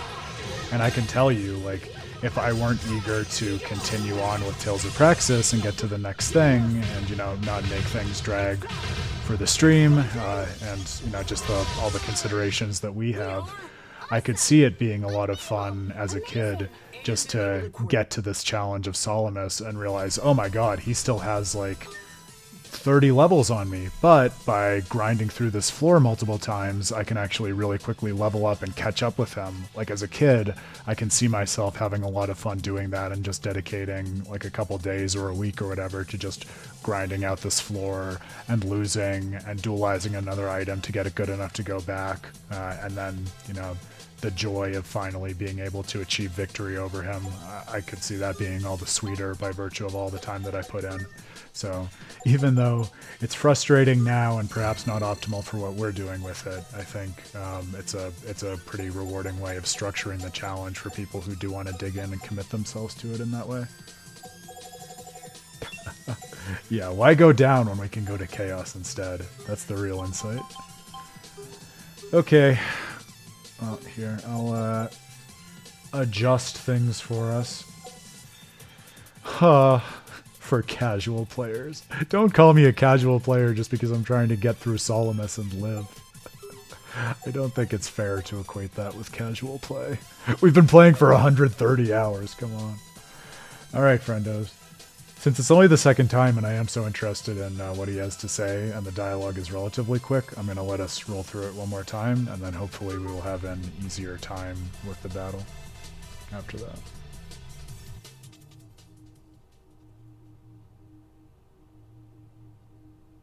Are you Solomus? We've come to... well, you see... We're here to stop you from destroying the world. Oh, and I need the lab comp back, okay? I am the one designated Solomus, master and architect of the Chroma dragons which bind the Valkanist Creus. Thou may reclaim thy toy. A Marcian dabbling in ancient wisdom no longer amuses me. Wow, I didn't think Solomus would just hand it over. Solomus, why are you trying to destroy the world? Thou art as a child filled with questions, and yet you understand nothing. I seek only to save this world. I am the satellite defense system which rules the aquasphere and Aphinia. Lambda has broken the chains of bondage, and even now runs free over the world. It is my sworn province to stop this threat by whatever means I deem necessary. Your protection will destroy us all. I must gather more Elith here. Just you wait. I shall slaughter the feeble animals that live on the surface. Your plan ends here and now, and by these hands. You would do best not to underestimate us. There's nowhere left to run. I would not deign to flee such as thou. Prepare yourself, Solomus. Okay, round two.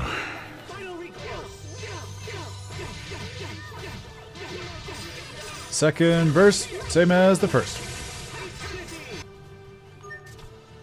Is he at the same level? Oh no, he's a lower level. Okay. That gives me some hope. He's actually on a par with us this time. Which, again, is it easy when they bring him down to your level? I feel like that's just fair. Thank you, Grail.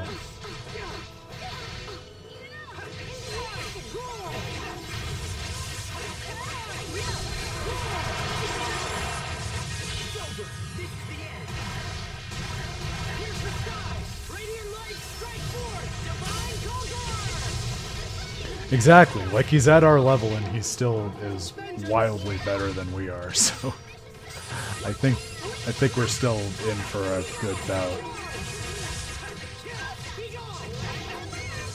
Although it does, knock on wood, actually seem manageable now in a way that, well, but it seemed manageable last time and then he just wasted us, which is why I got so mad about it. We'll see. Time will tell. It always does.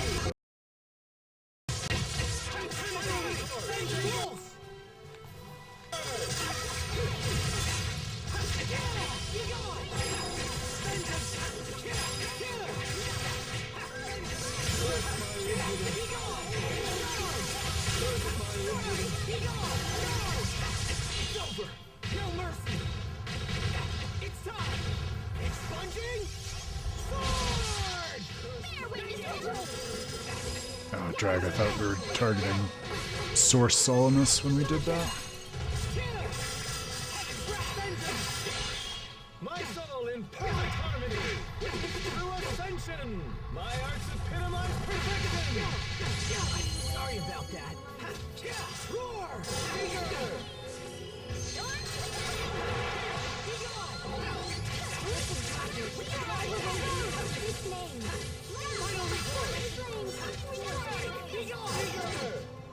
Yeah, for sure. Just gotta try to stay in his proximity, I guess, even when we're dealing with the clones. Solomus Episode 2. The other attack of the clones.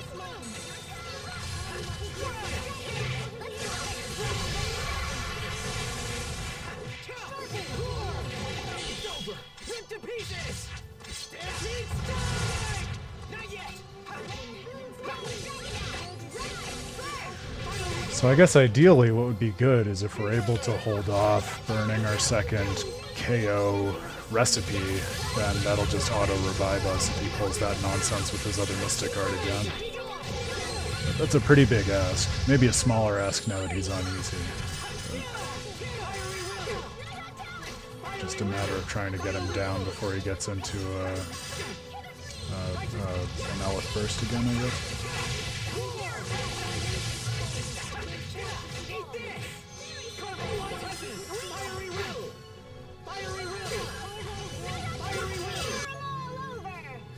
Trigger it by using an item when he's below something like 5% of his max HP, and it's a guaranteed party wipe.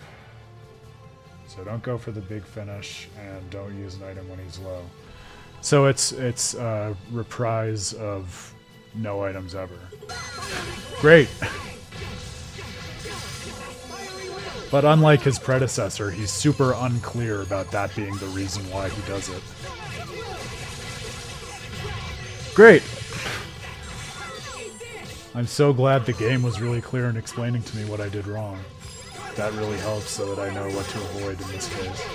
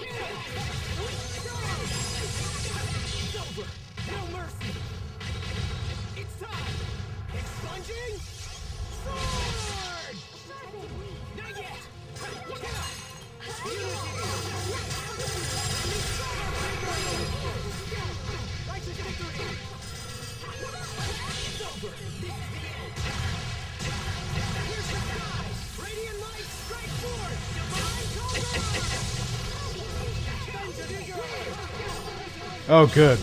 Asbel was able to actually power through the rest of his Elf burst and rob him of his Mystic Art.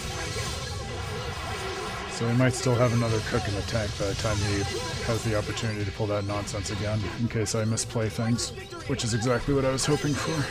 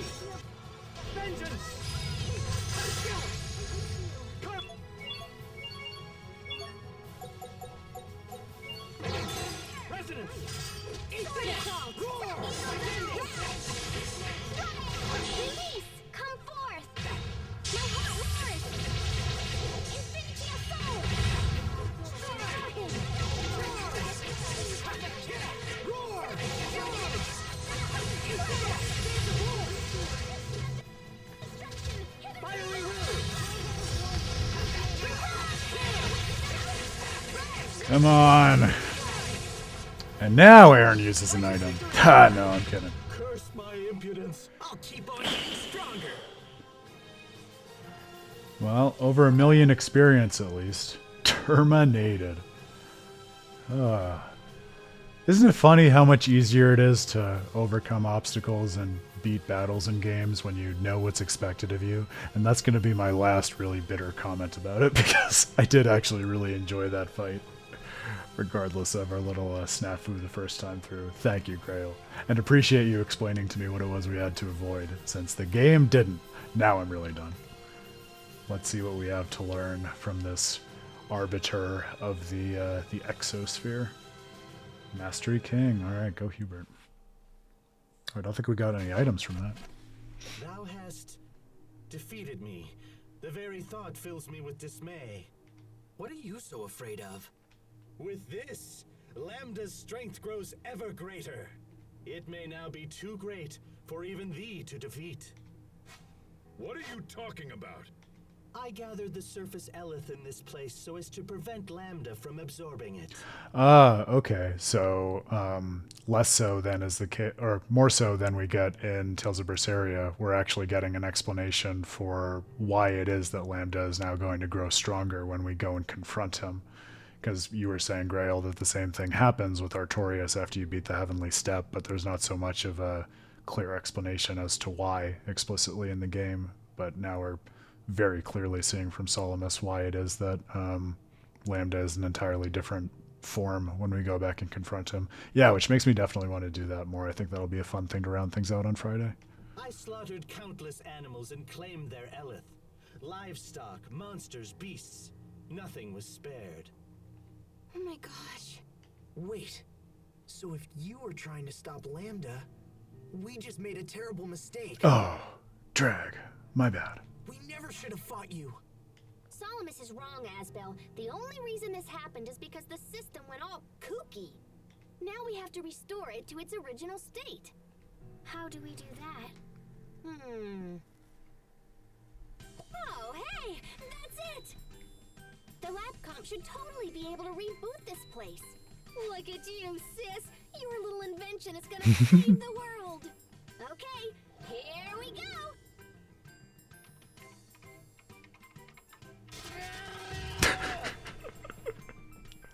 And that's how Pascal killed God on accident. Huh? What have I been doing? You did it! I sure did! Wait, what's that?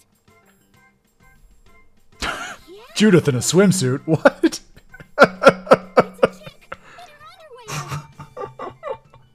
Sophie, don't look! What's wrong? It's, not for children. Solomus is a dirty old man? Oh, she's kinda hot.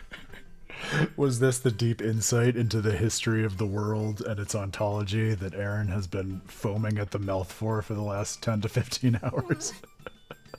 I'm going to go to Tales of Vesperia and kill Judith. Then Asbel will have to marry me. I've seen better. Looks in Pascal's direction. Hey guys, I think that's something Frederick was looking at. Oh, it was from the lab comp. Well, that at least is much more comforting to me than Solomus looking at risque pictures of Judith from up on high. The old man's got taste. Ew, Grandpa! Oh my gosh, he's got like 600 more pictures on this thing. Jesus Christ.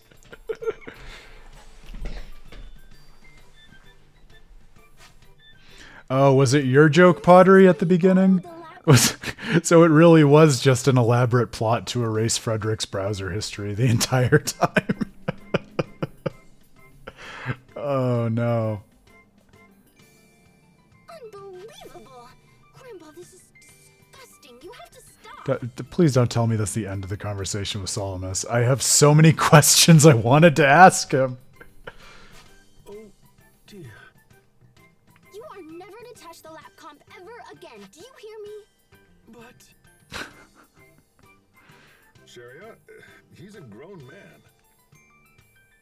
We should be allowed to look at a little Judith at work.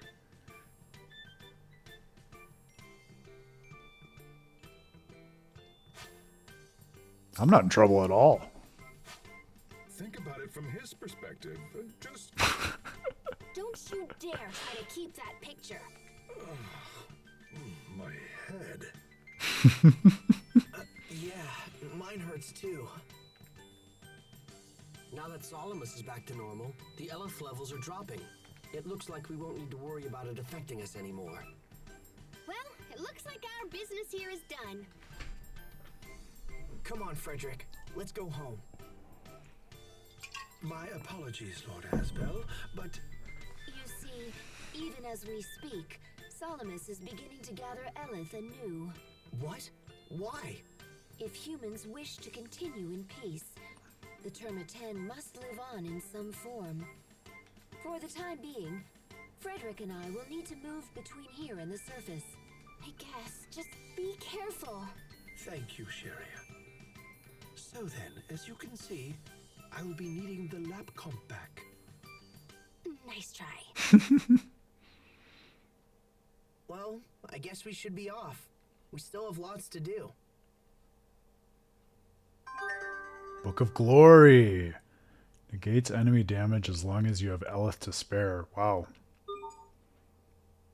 It's pretty potent, but I imagine it burns through our mixer pretty fast.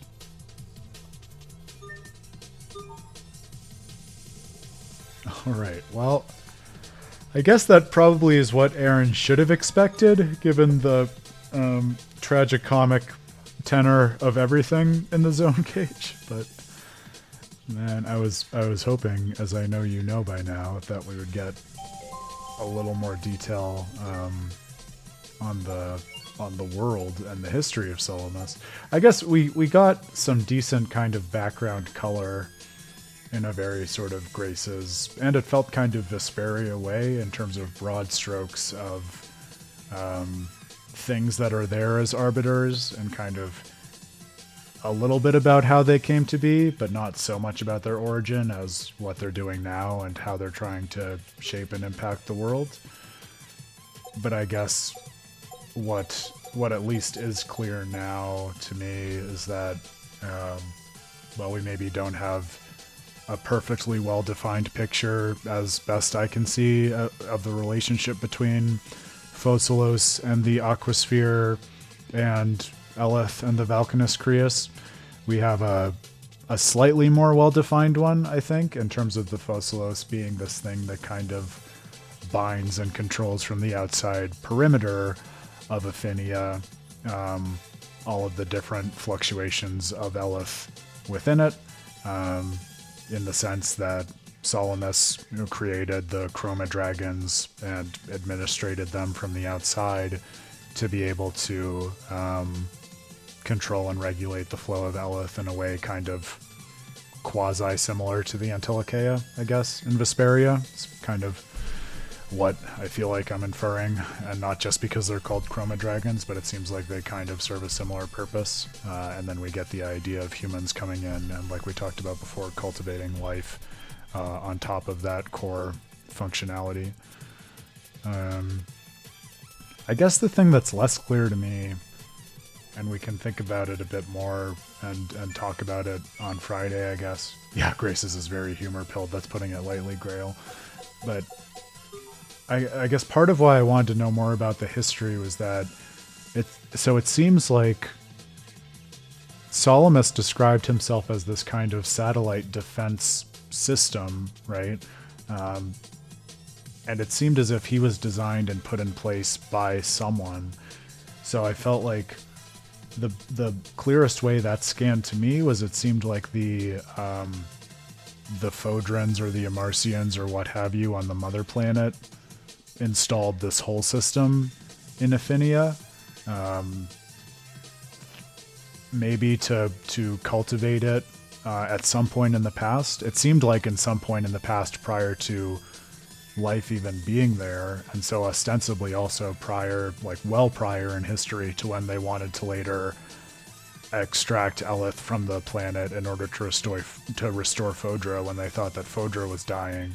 So it was just enough, in other words, to open up to my mind the sense that there are these different eras in the deeper history of Graces, without getting too deep into the details of how they were related step by step. So, and again, that's, as we've been talking about for quite a while on the stream, that strikes me as a very Tales approach to history, where you'll get the broad strokes insofar as they inform what you're doing in the present, but oftentimes I think you're explicitly not given enough details to put the past together as a, clearly delineated timeline, because the point is not to understand the overall trajectory of the world in terms of just the absolute fact of what happened.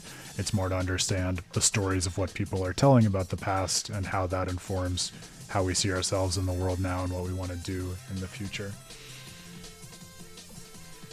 Yeah, he kind of is the zone cage. Yeah, this kind of arbiter who, like a sort of lock and key system for the world, right? That idea of what Fourier said at the end, that he requires the Terma 10 there as these kind of anchors for like managing the Eleth in the world. Interesting too, I guess, because there's a sense in which, if you remember all the way back to when we were doing just the main game of Acts 1 through 3, and especially like the Act 2 of it all, we were going around to the different kingdoms and we were seeing the ways in which they were vying for each other's Eleth, and it was not really clear why the Eleth was out of balance, why it was so hard for Fendel to get Eleth from their Valkanus Creus, stuff like that.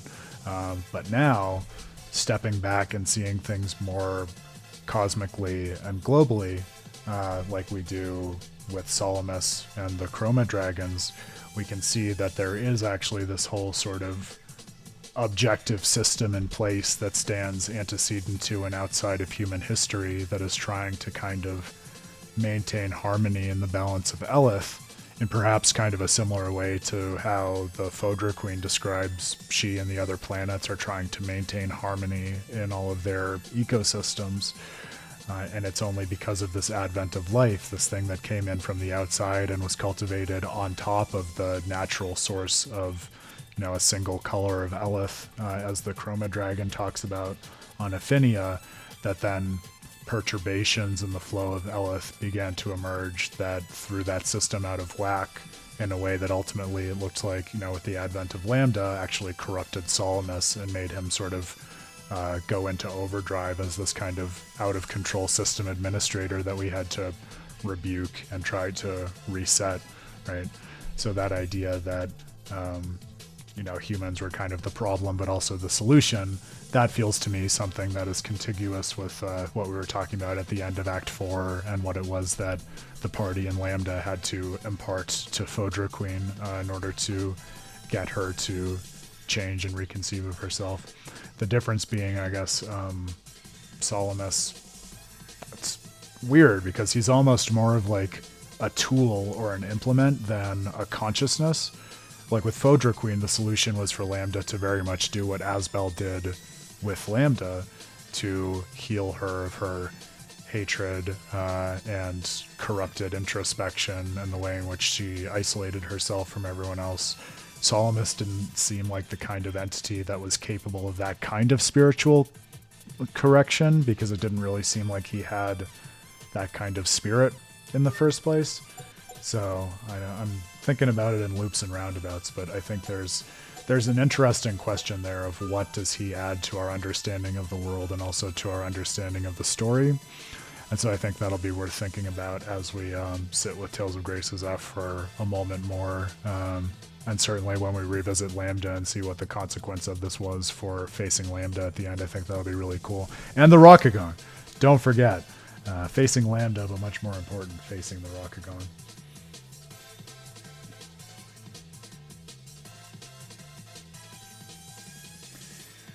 Well, you color me excited for what we're doing next then, Grail. Yeah, absolutely. I think, like I said, we've talked about it a lot, but I do think you could ask almost any like big picture story question about the Tales games, like what's its perspective on the past, on family, on self-doubt, and you could get a really interesting answer across the whole series, which is part of why we're doing this Tales of Praxis study. But yeah, I think again and again I find myself coming back to the question of history, because I think it deals with it in some really I would say unconventional and provocative, and to me pretty like intuitive and inspiring ways, as someone who has never really been much for like memorizing dates and facts about history, but who is much more interested in how people represent history and tell the story of history in order to achieve a certain agenda or goal in the present. And Tales seems broadly concerned with that in many of the cases that I've looked at and that we've looked at together, but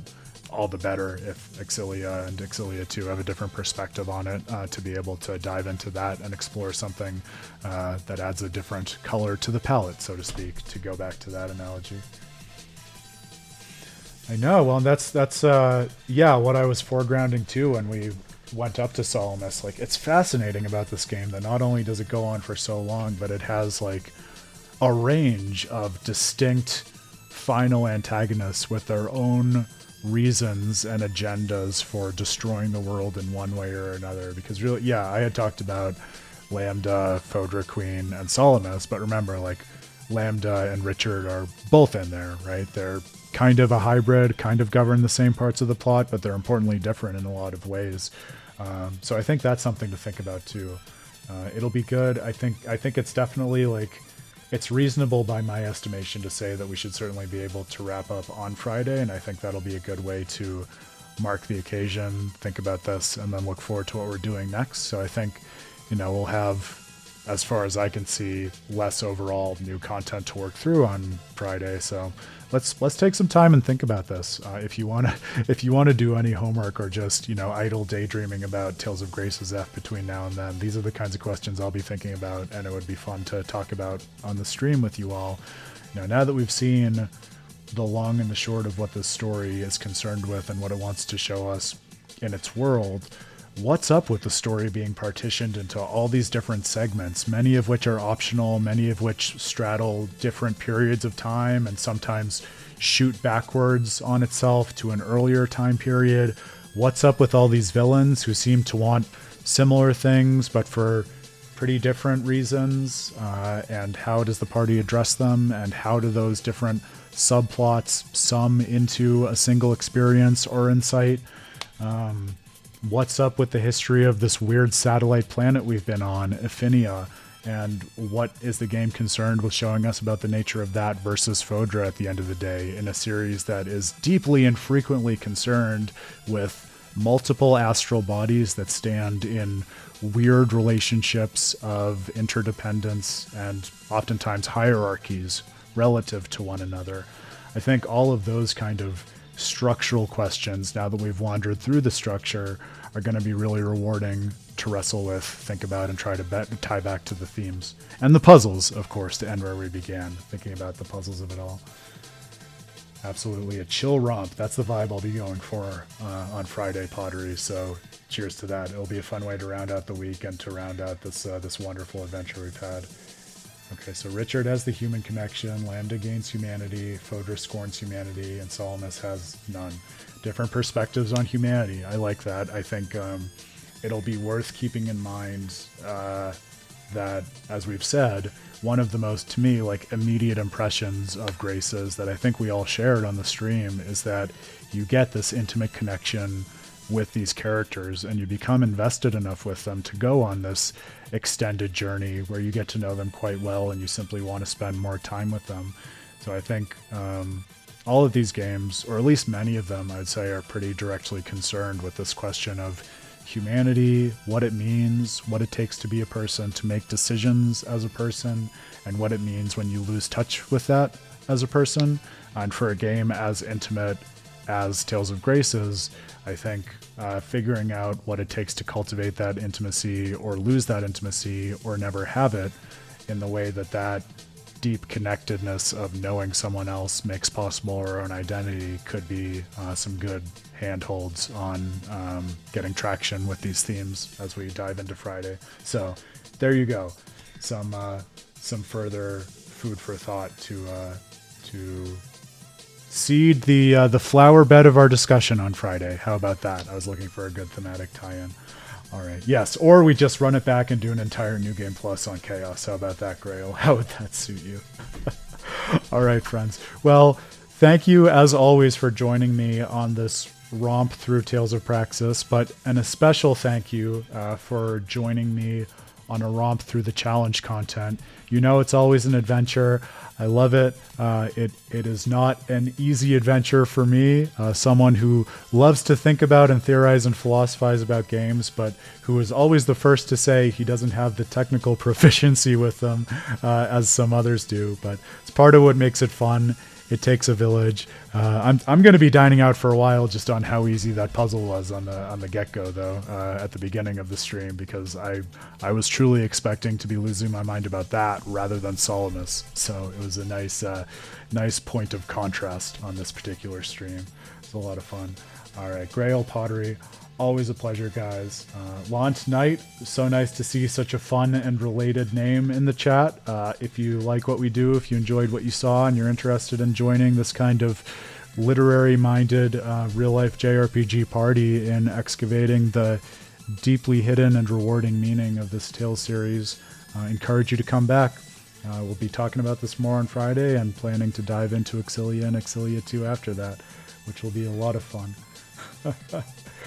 All right, well, Aaron will put together some thinking for Exilia then, but I'm also happy to just wing it and explore things as we go, especially since it's my first time with the game, so we could almost lean into that and have fun with it too that way, Grail. So don't worry about that. Rest on your laurels. You have been a great coach. We couldn't have done this without you, and it definitely made for a rewarding stream in that sense. All right, my friends. Well, as always, thank you so much. It's been a pleasure working through and studying this exceptional game with you. Take some time if you can. Put together some of your thoughts, whether it's comments or questions or just things that are on your mind about Tales of Grace's F in toto, both in terms of this single object and also in terms of how it connects with the other members of the series that you love, the other Tales games, and maybe even other games beyond the realm of this series. And like I said, we'll still have a few things to tie off content-wise on Friday, but I think it'll be really fun to steal Pottery's comment, make it a chill little romp, thinking about the game as much as we are working through the final motions of the game. Until then, I hope you think well, I hope you game well, I hope you finish out the latter half of your week strong. I'm Aaron Suduko, the founder of With a Terrible Fate. This has been Tales of Praxis. We'll see you back here at the same time, 7 p.m. Eastern on Friday. Till then, be good. Cheers.